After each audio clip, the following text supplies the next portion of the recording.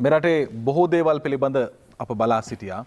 දශක 7ක කාල සීමාවක් තුළ මේ රටේ විවිධ ආණ්ඩු පත් වුණා, විවිධ නායකයින් පත් වුණා. ඒ සියලු දේ හරහා බලාපොරොත්තු වුණා රට සුඛිත මුදිත තැනකට ගෙන යන්නට හැකි වේවි කියා. හැබැයි අදටත් අපිට කතා කරන්නට සිදුවන්නේ මීළඟ පත්වන ආණ්ඩුව හරහා මේ රට යහපත් තැනකට ගෙන යාවිද කියන බලාපොරොත්තුව තුළ තමයි අදටත් අපිට කතා කරන්නට තිබෙන්නේ. ඒ නිසා වෙනදාට වැඩිය මේ පාර ඔබ බුද්ධිමත් වුණු ඇතැයි විශ්වාස කරන අගෝස්තු 5 වෙනිදාට අපි මේ තෝරා බේරා අරගෙන දෙන්නේ ඒ දේශපාලන පක්ෂ ඒ නියෝජිතයින් ඔබට රටට කරන්නේ මොකක්ද? ඒ වගේම වුන් කලේ මොකක්ද? මේ සියලු දේ පිළිබඳ ප්‍රශ්න සහගත කාරණා මොනවාද? මේ සියලු දේ පිළිබඳ විවෘතව කතා කරනවා. කතා කරලා අපි ඔබට තෝරා බේරා අරන් දෙනවා. අගෝස්තු 5 වෙනිදා ඔබ කොහොමද බුද්ධිමත් විදිහට මේ රටේ ඡන්දය පාවිච්චි කරන්න කියන දේ. ඒ නිසා අද දවසේදීත් කරට කර සංවාදය තුලින් අප සූදානම් වෙනවා සියලුම දේශපාලන පක්ෂවලට ඉඩ කඩ විවර කරන්නට. ඒ ඔස්සේ ඔබේ තීරණය නිවැරදි තැනකට රැගෙන යන්න. අපි අද ආරාධනා කළා ශ්‍රී ලංකා පොදු ජන පෙරමුණට, ඒ වගේම සමගි ජන බලවේගයට සහ එක්සත් ජාතික පක්ෂයට අද කරට කර වෙනුවෙන් අපි බොහොම ගෞරවයෙන් යුතුව පිළිගන්නවා ශ්‍රී ලංකා පොදු ජන පෙරමුණ වෙනුවෙන් හිටපු රාජ්‍ය අමාත්‍යතුමන් තාරක බාලසූරිය මැතිතුමන් ආයුබෝවන් බොහොම ගෞරවයෙන් පිළිගන්නවා. ඒ වගේම අප ආරාධනා කළා එතුමා පැමිණෙමින් සිටිනවා තව සුළු මොහොතකින් අප සමගින් සම්බන්ධ වෙවි. ශ්‍රී ලංකා පොදු ජන පෙරමුණ වෙනුවෙන් හිටපු නියෝජ්‍ය අමාත්‍යතුමන් අරුන්දික ප්‍රනාන්දු මැතිතුමන් එතුමන් තව සුළු මොහොතකින් සම්බන්ධ වෙවි. ඒත් එක්කම අපි ආරාධනා කරා සමගි ජන බලවේගය වෙනුවෙන් පුතලම් දිස්ත්‍රික් හිටපු පාර්ලිමේන්තු මන්ත්‍රී හෙක්ටර් අපුවා මන්තුමනි ආයුබෝවන් බොහොම ගෞරවයෙන් පිළිගන්නවා. ඒ වගේම එක්සත් ජාතික පක්ෂය වෙනුවෙන් මෙවර අනුරාධපුර දිස්ත්‍රික් අපේක්ෂක නීතිඥ කස්තුරි අනුරාධනායක මැතිතුමනි ආයුබෝවන් බොහොම ගෞරවයෙන් පිළිගන්නවා ජාතික රූපවාහිනියට. මේ දවස්වල රටේ තත්ත්වය පිළිබඳ ඔබේ අදහස මොකක්ද? නොවැම්බර් මාසයේදී ජනාධිපතිතුමා පත් වුණාගෙන් පසු ශ්‍රී ලංකා පොදු ජන පෙරමුණට ලැබුණු මේ බාරකාර ආණ්ඩුව තුළ ක්‍රියාකාරීත්වය මාස 8ක 9ක ක්‍රියාකාරීත්වය පිළිබඳ ඔබට තක්සේරුවක් ඇති. ඒත් එක්කම 2015 2020 කියන කාලවකවානුව ඇතුළතදී යහපාලන රජය කළ ක්‍රීඩා පිළිබඳ ඔබට තක්සේරුවක් ඇති. 2015ට මත්තෙන් එක්සත් ජනතා නිදහස් සන්ධානයේ මූලික වුණු රජය සහ මේ මොහොතේදී අපේක්ෂකයින් විදිහට ඉදිරිපත් වන 2015 කාලවකවානුවේ සිටි පිරිස් පිළිබඳ ඔබට අදහසක් ඇති. මේ සියලු දේ පිළිබඳ අපි කතා කරනවා එදා අද වර්තමානයේ සහ හෙට පිළිබඳව. මම කැමති කස්තුරි අනුරාධනායක මැතිතුමනි ඔබතුමන්ගෙන් කතාව පටන් ගන්න. මේ මොහොතේ රට පවතින තත්ත්වය පිළිබඳ ඔබතුමන්ලගේ අදහස සහ ඔබතුමන්ලගේ වැඩපිළිවෙල. අපි මේ වෙලාවේ ඇත්තටම ඉන්නේ මැතිවරණයකට මුහුණ දීලා වුණත් ජාතික ව්‍යසනයක අවසාන භාගයේ. තාමත් අපි නිශ්චිතව දන්නේ නැහැ මේ ව්‍යසනයෙන් අපි එළියට ඇවිල්ලාද නැත්නම් තවත් අභියෝගයකට මුහුණ දෙන්න තියෙනවද කියලා. මේ වගේ බාරදූර වගකීමක් තියෙන වෙලාවක තමයි ජාතික රූපවාහිනිය අපිට ආරාධනා කරන්නේ කරට කර වැඩසටහනට දේශපාලන සංවාදයකට එන්න කියලා. මම ස්තුතිවන්ත වෙනවා ජාතික රූපවාහිනියට මේ සම්බන්ධයෙන් අපිව සම්බන්ධ කර ගැනීම ගැන. එක්කම දේශපාලනික වශයෙන් ඊටාම ව්‍යාකූල තත්ත්වයක රට තියෙන වෙලාවක තමයි අපි අද මේ වැඩසටහනට මුහුණ දෙන්නේ. පළවෙනි කාරණය මේ ව්‍යසනයේ ප්‍රතිඵල තාමත් අපි භුක්ති විඳින්න ඉන්නවා. දෙවෙනි කාරණය තමයි ජනතාව ඊටාම බලාපොරොත්තු සහගතව පත් කරගත්ත ජනාධිපතිවරයෙක්ගෙන් තම අපේක්ෂා ඉෂ්ට නොවි කලකිරීමට පත් වෙලා ඉන්නවා. අනිත් පැත්තෙන් ගත්තහම ඒ කලකිරීම ඇතුළෙම මේ ව්‍යසනයේ ඇතුළෙම පක්ෂයක බෙදීම හින්දා ඒ බෙදීම හේතු කොටගෙන තුනෙන් දෙක බලයක් ගන්න උත්සාහ කරමින් ආණ්ඩුව තමන්ගේ වැඩ පිළිවෙලක් නැතුව බෙදීම පාවිච්චි කරමින් තුනෙන් දෙයක් ගන්න උත්සාහ කරනවා. අනිත් පැත්තෙන් තව දේශපාලන පක්ෂයක් විදිහට මේ මැතිවරණයට ඉදිරිපත් වෙන කණ්ඩායමක් පක්ෂයක බලය අල්ලා ගන්න මේ මැතිවරණය පාවිච්චි කරන්න උත්සාහ කරනවා. ඒ අතර ජනතාවගේ පැත්තෙන් වෙනත් පරමාර්ථ ගණනාවක් මේ මැතිවරණ ඔස්සේ බලාපොරොත්තු වෙනවා. එකක් තමයි පහුගිය කාලෙම ජනතාව දැන් මාස ගණනාවක් ඉඳන් එක දිගටම හිටපු 225 මෙපා කියලා වෙනත් මතවාදයක් ගොඩනගමින් ඉන්නවා. ඒ වගේම ජනතාවට මේ මැතිවරණ ඇතුළේ බේරගන්න ගනුදෙනු විශාල ප්‍රමාණයක් තියෙනවා. තවත් ලොකු මතවාදයක් මේ මැතිවරණ ඇතුළේ ඉස්සරහට එනවා. ඒ තමයි උගතුන් පාර්ලිමේන්තුවට යවන්න ඕන කියන මතවාදය. මේ වගේ ව්‍යාකූල තත්වයක් මතවාද ගණනාවක් එක්ක තමයි අපි මේ මැතිවරණයට මුහුණ දෙන්නේ. මේ කියපු කාරණා අපි එකින් එක ගත්තාම අපි අද දකිනවා කොවිඩ් වසංගතය ඇවිල්ලා කොවිඩ් වසංගතයේ අතුරු ප්‍රතිඵල විදියට ව්‍යසන ගණනාවකට අපි මුහුණ දෙමින් ඉන්නවා. මේ පාලනය කිරීම සම්බන්ධයෙන් ගැටලු ගණනාවක් මතුවෙලා ඒවා සම්බන්ධයෙන් සාකච්ඡා පැවැත්වෙනවා. ඒ අතරේ දේශපාලන බලය උරගාන්නේ අපි සාමාන්‍ය මැතිවරණයක් පවත්වන්න පුළුවන් තත්වයක නෙවෙයි. අපි මැතිවරණය සම්බන්ධ විශාල ප්‍රමාණයක සීමාවල් පනවගෙන ඉන්නවා. සමහර ඒවා ස්වයං සීමා. සමහර ඒවා නීතිය මගින් පනවපු දේවල්. කොහොමුණත් අපි මේ මැතිවරණයට මුහුණ දෙන්නේ සාමාන්‍ය මැතිවරණයක තියෙන සාමාන්‍ය තත්ත්වය අනුව නෙවෙයි. ඒ නිසා මේ මැතිවරණය මේ රටට විශේෂිත මැතිවරණයක් කියලා තමයි අපි විශ්වාස කරන්නේ. එක්සත් ජාතික පක්ෂයේ විදිහට මේ මැතිවරණය අපි පාවිච්චි කරන්න බලාපොරොත්තු වෙන්නේ ජනතාවගේ බලාපොරොත්තු ඉෂ්ට කරන මැතිවරණයක් විදිහට. ඒකට හේතුව තමයි අපි මේ අවස්ථාවේ බෙදීම් පාවිච්චි කරන්න උත්සාහ කරන්නේත් නැහැ. ජනතාවට බොරු පොරොන්දු දීලා ඒ පොරොන්දු කඩවීම සම්බන්ධයෙන් විශාල අපේක්ෂා බංගත්වයකට ඉන්න ජනතාව අපි නැවත රවට්ටන්න උත්සාහ කරන්නේත් නැහැ. ඒ නිසාම අපි මේ මැතිවරණ උත්සාහ කරන්නේ ප්‍රතිපත්ති ගරුක විදිහට අපි ජනතාවට ඉදිරිපත් කරන වැඩපිළිවෙලක් මත මේ මැතිවරණ ක්‍රියාවලිය දියත් කරන්න. අර බොරු පොරොන්දු කියලා කිව්වේ ඔබතුමාලා 2015 කාලේ දීපුවද නැත්නම් අලුතින් දෙන කාරණාද මේ රජයේ ජනාධිපතිතුමා 2015 කාලය ඇතුළත දීපු පොරොන්දු විශාල ප්‍රමාණයක් අපි ඉෂ්ට කරලා තියෙනවා. ඒ පොරොන්දු දෙකින්කට බලන්න පුළුවන්. හැබැයි අපි දන්නවා පහුගිය මාස 8ක කාලය තුල ජනතාවට දීපු පොරොන්දු විශාල ප්‍රමාණයක් ඉෂ්ට කරගන්න බැරි තැනකට ආණ්ඩුවපත් වෙලා තියෙනවා. ඒ නිසා ඒ ඉෂ්ට කරන්න බැරි වෙච්ච පොරොන්දු ගැන අපිට එකින් එක කතා කරන්න පුළුවන්. නමුත් මේ වෙලාවේ ජනතාවට මුණ දෙන්න වෙලා තියෙන්නේ ඒ ඉෂ්ට කරගන්න බැරි වෙච්ච පොරොන්දු ලතුරු ප්‍රතිඵල වලට. ඒ නිසාම ජනතාව මේ වෙලාවේ තීන්දුව ගන්න උත්සාහ කරන්නේ අපි කියන දේවල් එක්කමත් නෙමෙයි එයාගේ අත්දකපු දේවල් එක්ක. විශාල අත්දැකීම් ප්‍රමාණයක් දශක ගණනාවක විඳපු ජනතාව අද මේ මැතිවරණය තමන්ගේ අභිමතාර්ථ ඉෂ්ට කරන්න පාවිච්චි කරලා බලාපොරොත්තු වෙනවා.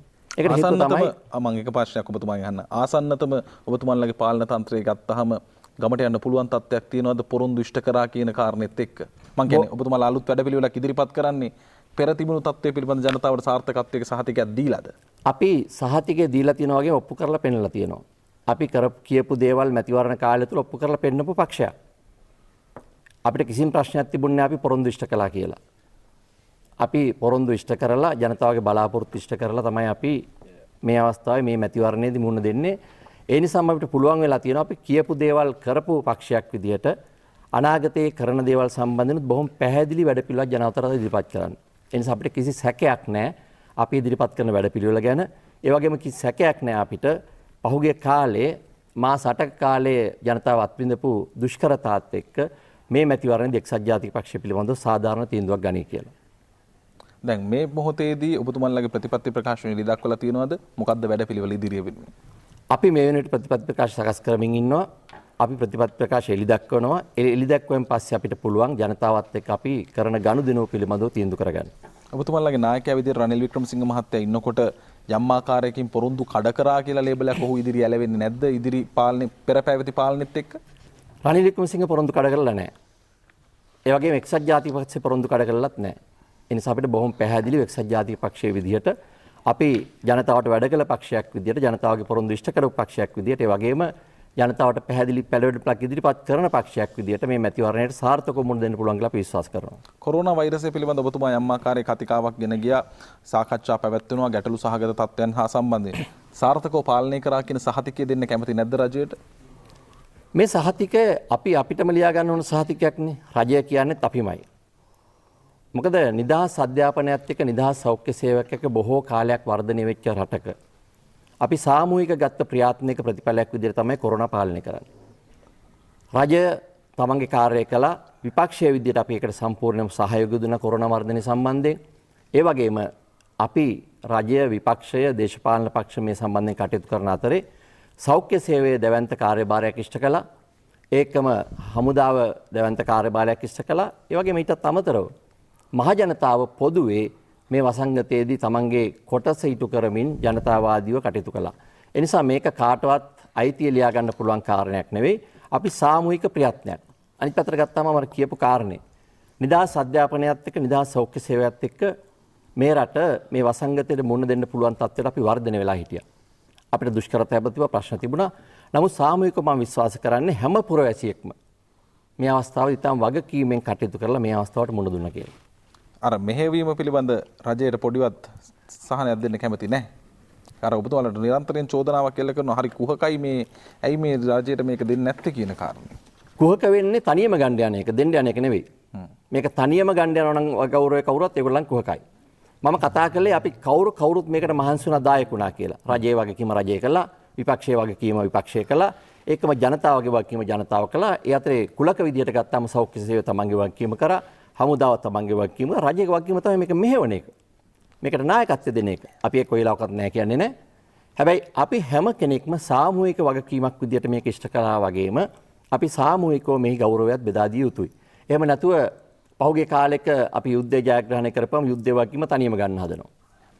ඒ වගේම වසංගතයට මුහුණ දීව වසංගතයේ වගකීම තනියම ගන්න. එහෙම මේ රටක ප්‍රජාතන්ත්‍රවාදී රටක ප්‍රජාතන්ත්‍රවාදී සමාජයක අපේ වගකීම තමයි අපි සියලු පාර්ශ්වයන් එක්ව කටයුතු කරපු වසංගතයක් මැඩලන්ට කටයුතු කරපු වෙලාවක මේ වගකීම දරුවා වගේම මේ ගෞරවයත් සියලු පාර්ශ්වයන්ට බෙදා දෙන එක. හොඳයි බොහොම ස්තුතියි ඔබතුමන්ට.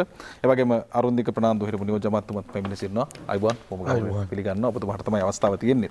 දැන් ප්‍රධානම කාරණයක් කියවෙච්ච දේ තමයි මාස 8ක් 9ක් ගත වුණා දීපු පොරොන්දු කිසිම දෙයක් ඔබතුමාලා ඉෂ්ට කරේ නැහැ කියන චෝදනාව තියෙනවා. මේ බොරු පොරොන්දු දීලාද බලය ගත්තේ කියන චෝදනාව. මුලින්ම ජාමර ස්තුතිවන්ත වෙනවා අද ජාතික රූපවාහිනියට මේ ආරාධනාව සම්බන්ධයෙන්. ඒ වගේම තමයි මම පොඩි අවස්ථාවක් ගන්නවා අද දිනේදී අපේ පුත්තරන් දිස්ත්‍රික්කයේ කෘතහස්ත දේශපාලන නායකයෙකු විශේෂයෙන්ම මේ අශෝක වඩිගමංගා මැතිතුමා එතුමා දැන් සමුගත් එතුමාට නිවන් සුව ලැබෙන්න කියලා ප්‍රාර්ථනා කරනවා. ඒ වගේම තමයි මම මේ ස්ථානෙට එන්න ටිකක් ප්‍රමාද වුණා. ඒකට හේතුව තමයි මම අපි දවැන්ත මැතිවරණ ව්‍යාපාරයක යෙදලා ඉන්නවා. මම මේ වෙලාවේ මම කනගාටු ප්‍රකාශ කරනවා හලාවත ආසනයේ මහදම්පේ ප්‍රාදේශීය ලේකම් බල ප්‍රදේශයේ ජනතාවට රැස්වීම් කීපයක් තියේදී තමයි මම ආවේ. ඉතින් ජාමර මුලින්ම කියන්න ඕන එකක් තමයි මේ විපක්ෂයෙන් නැගිච්ච චෝදනාව කර මේ වෙච්ච පොරොන්දු ඉෂ්ට කරේ නැහැ කියන කාරණාව. මම හිතන්නේ සමස්ත මහජනතාව අද වෙනකොට දැවැන්ත විදියට ජාමර පෙළ ගැහිලා ඉන්නවා අධිකාරු ජනාධිපතිතුමාට ශක්තියක් වෙන්න මේ පාර්ලිමේන්තුවට විශේෂයෙන්ම ශ්‍රී ලංකා පොදු ජන පෙරමුණ නියෝජනය කරන මන්ත්‍රීවරුන්ගෙන් විශේෂයෙන්ම ආණ්ඩු පක්ෂයට ජයග්‍රහණය කරවලා එවන්ට පෙළ ගැහිලා ඉන්නවා. ඒක අපි යන හැමතැනම දකිනවා. පොරොන්දු ඉෂ්ට නොකරා නම් එහෙම ජනතාව එතනට එන්නේ නැහැ. අනික් කාරණාව තමයි මට වුණා කොරෝනා සිද්ධිය සම්බන්ධයෙන් කතා කරද්දී විපක්ෂයේ මන්ත්‍රීතුමා කරපු ප්‍රකාශය ඒකෙදි කියන්න ඕන කොරෝනා සිද්ධියට ජනතාවට ඒ ගෞරවය හම්බෙන්න ඕන ඒක 100%ක් ඇත්ත. ඒ වගේම සෞඛ්‍ය සේවයේ නිලධාරීන්ට විශේෂඥ වෛද්‍යවරු සෞඛ්‍ය කාර්ය මණ්ඩල මහජන සෞඛ්‍ය පරීක්ෂකවරු හමුදාව පොලිසිය බුද්ධ්‍යංශ මේ සේරවන්ටම ඊළඟට රාජ්‍ය සේවකයින්ට හැම කෙනාටම ගෞරවය හම්බෙන්න ඕන. හැබැයි මම කියනවා එහෙම තැනකට ආවේ ඒ දුන්න නායකත්වයත් එක්කලා දුන්න නායකයාගේ උපදෙස්. එහෙම නැත්නම් නායකයා දුන්න අපි කියනවා ඉංග්‍රීසියෙන් ඩ්‍රයිව් එක කියලා. එහෙම නැත්නම් ඒ නායකයා දුන්න ශක්තිය. ඒ ශක්තියත් එක්කලා මේ රටේ ජනතාව එතුමා පිළිබඳ විශ්වාසයක් ඇති කරගෙන තිබ්බා. දැන් අපි කියන්නේ ඒකයි මේට ඉස්සෙල්ලා හිටපු නායකයෝ හිටියානම් ජනතාව ඒ නායකයව ප්‍රතික්ෂේප කරලා තිබ්බ හින්දා මේ මාරාන්තික වෛරසය අන වෙලාවේ ඒගොල්ලෝ මොනවා කිව්වත් අහන්නේ නැති තත්ත්වයක් වුණා නම් මේකෙන් බේරෙන්න හම්බෙන්නේ නැහැ. හැබැයි මේ නායකයා දුන්න ඒ නායකත්වය මේ රටේ නිලධාරීන් වගේම සමස්ත මහජනතාවම පිළිගත්ත නිසා තමයි අපිට මේකෙන් බේරෙන්න හම්බුනේ. හැබැයි ඔබතුමාලා මේක මුලින්ම සුළුවෙන් ගත්ත කියන චෝදනාව තිබ්බර. රටක් වහන්න පුළුවන්ද මේ 18ක් 28ක් ආසාදිත වෙද්දී බොහොම සුළුවට අරන් තිබ්බ කියන චෝදනාව. ඒ කතාව සම්පූර්ණයෙන්ම බොරු චාමර. මොකද එහෙම කියන්නේ මොකද පාර්ලිමේන්තුව තුල පාර්ලිමේන්තුව විසිරුණ අවස්ථාවේදී හිටපු රෝගීන් ප්‍රමාණය සහ පළවෙනි රෝගය හම්බෙන දිනයත් එක්කලා ගත්තාම ඒ දිනමකමානුත් එක්කලා තමයි විශේෂයෙන් මේකට මුහුණ දුන්නේ. අපි කවදාවත් අහපු නැති නිරෝධායනය කියන දේ. මම ඇත්තටම මම නම් අහලා තිබ්බේ නැහැ මේ ක්වොරන්ටයින් කරනවා කියන එක නැත්නම් නිරෝධායනය කරනවා කියන එක. මොකද මම මේක ඇත්තරම අර චීනයේ ඉඳලා දරුවන්ව ගෙනල්ලා නිරෝධායන මධ්‍යස්ථාන වලට යවනකොට ඊළඟට දැන් අපි අපේ දිස්ත්‍රික්කයේ විශාල ප්‍රමාණයක් ඉතාලියේ හිටියා. ඉතාලිය ඉඳලා ආව අය ගුවන්තොටුපළේදී පොඩි එයාට මේ පිළිබඳ පොඩි අවිශ්වාසයක් තිබුණා. මොකද්ද මේ තැන? එයාට වුණත් කාට වුණත් මේක තේරුන්නේ නැහැ. එයාත් ලොකු කල්පගෑනියක් කළා. හැබැයි ජනාධිපතිතුමා මේ දුන්න මේ නායකත්වය සහ ජනාධිපතිතුමා හඳුන්වා දුන්න මේ දේ මොකද ජනාධිපතිතුමා ඊයේ පෙරේදා පුත්‍රාන් දිස්ත්‍රික්කයේ සංචාරය කරා. මට ජනාධිපතිතුමා පෞද්ගලිකව කතා කරද්දිත් මට ජනාධිපතිතුමා කියපු දෙයක් තමයි මේක මුලින්ම කියනකොට දැන් සෞඛ්‍ය අංශයේ නිලධාරි වුණත් ඒ ජනතාව සුවපත් කරන්න ඒකට ලකලැස් වෙලා හිටියා. හැබැයි මේ නිරෝධායනය කියන දෙයට එහෙම ලොකු ලෑස්තියක් තිබෙන්නේ නැහැ. හැබැයි අපි දැක්ක එතන ඉඳලා නිරෝධායන මධ්‍යස්ථාන වලට බලන්න දැන් අද මම මේ මාදම්පේ මුස්ලිම් ප්‍රදේශයක රැස්වීමකට ගියා. ඒ මුස්ලිම් ජනතාවගේ හිත් බිඳවලා තිබ්බා අන්තවාදී මුස්ලිම් නායකයෝ අර සමහර මුස්ලිම් ගම්මාන වහලා එයාව ගෙනියනකොට දැන් ඔන්න ඔය මර්ධනය ක්‍රියාත්මක කරන්න තමයි යන්නේ. එහෙම දේවල් ප්‍රචාරය කළද ඒ ජනතාව කියන්නේ. එතකොට එහෙම ජනතාව අරන් ගිහිල්ලා කිසි පක්ෂයක් පාට ජාතියක් ආගමක් කුලයක් බලන්නේ නැතුව හැම කෙනාමම අරන් ගිහලා ගම්පිටින් වහලා අරන් ගිහලා නිරෝධායනය කරලා සුවපත් කරලා නැවත ගෙනල්ලා ඒ ගම් ඇරලා සාමාන්‍ය විදිහට ජීවත් වෙන අවස්ථාව සැලසුවා. දැන් ඊළඟට විදේශගත ශ්‍රී ලාංකිකයින් දැන් තියෙනවානේ ලොකු ප්‍රශ්නයක්. දැන් පහුගිය කාලේ ප්‍රශ්නේ විශාල වශයෙන් තිබ්බා. දැන් වෙනකොට ක්‍රමක්‍රමයෙන් ශ්‍රී ලංකන් ගුවන් සේවය සහ අනිකුත් ගුවන් සේවා වලට ඒ අවස්ථාවල් දීලා දිනෙන් දින ඒ හිර වෙලා ඉන්න අයව ගෙන්වා ගැනීම සඳහා ඒ අවස්ථාව දෙන්න. හැබැයි මේ ඔබතුමා එතනදී පිළිගන්නේ නැද්ද? ඔබතුමාගේ පැත්ත කියන්නේ බොහොම ප්‍රමාණයක් විදේශගත ශ්‍රමිකයෝ ඉන්නවා. ඔබතුමාලා ප්‍රමාද වුණා, පරක් වුණා, කල්මරුවා කියලා හිතන්නේ නැද්ද? නෑ කාමර එතනදී මෙහෙමනේ දැන් අපි එක පැත්තකින් බලන්න ඕන මේ රට මේක සමනය කරගන්න. ඊළඟට දැන් තමුන්නාන්සේට මතක ඇති කුවේට් රටේ ඉඳලා ආව ගුවන් යානේ 325න් 324කට හැදුනා. එතකොට දැන් එහෙම වුණාම එතකොට මේ රට තුල මේක අපි කොච්චර විදිහට මර්ධනය කරත් වැඩන්නේ අපි පිටින් ගෙනල්ලා මේක අකට දා ගන්නවා නා. ඉතින් අපේම ආදරණීය ලාංකික පිරිස ගෙනල්ලා ඒ අයවත් නිරෝධායනය කරලා ඒ අයවත් දවත සමාජගත කරන්න දවන්ත වැඩපිළිවෙලක් හදලා තමයි ඒ අය ගෙන්න ජනාධිපතිතුමා ඒ වැඩ කටයුතු කළේ. එතනදී විශේෂයෙන්ම කියන්න ඕන දැන් එක පැත්තකින් බලන්නකො ශ්‍රී ලංකන් ගුවන් සේවයේ ගුවන් සේවකයන් ගැන හිතන්න හැම ෆ්ලයිට් එකකම එන ගුවන් සේවකයෝ ආවට පස්සේ නිරෝධායනයට යන්න ඕන. ඉතින් මේක මේ සෙල්ලම් වැඩක් නෙමෙයි. අනිත් එක තමයි මේ අද කවුරු මොනවා කිව්වද දැන් සමහරක් අය කිව්වනේ සමහර මම එක රූපවාහිනී වැඩසටහනකට ගියාම විදේශීය අපේ විපක්ෂය අය කිව්වා සීත රටවල් වල තමයි මේක හැදෙන්නේ. රාෂ්ට්‍රීය රටවල් වලට හැදෙන්නේ නැහැ. ඒක නිසා තමයි බේරලා තියෙන්නේ. ජනාධිපතිතුමාටවත් කාටවත් මේකේ කාටවත් පෞද්ගලිකව ගෞරවයක් ගැනීම නෙමෙයි මම කියන්නේ. ඒ කරපු දේ. හැබැයි අද වෙනකොට බලන්නකො ඉන්දියාව, බංග්ලාදේශ බලන්නකො.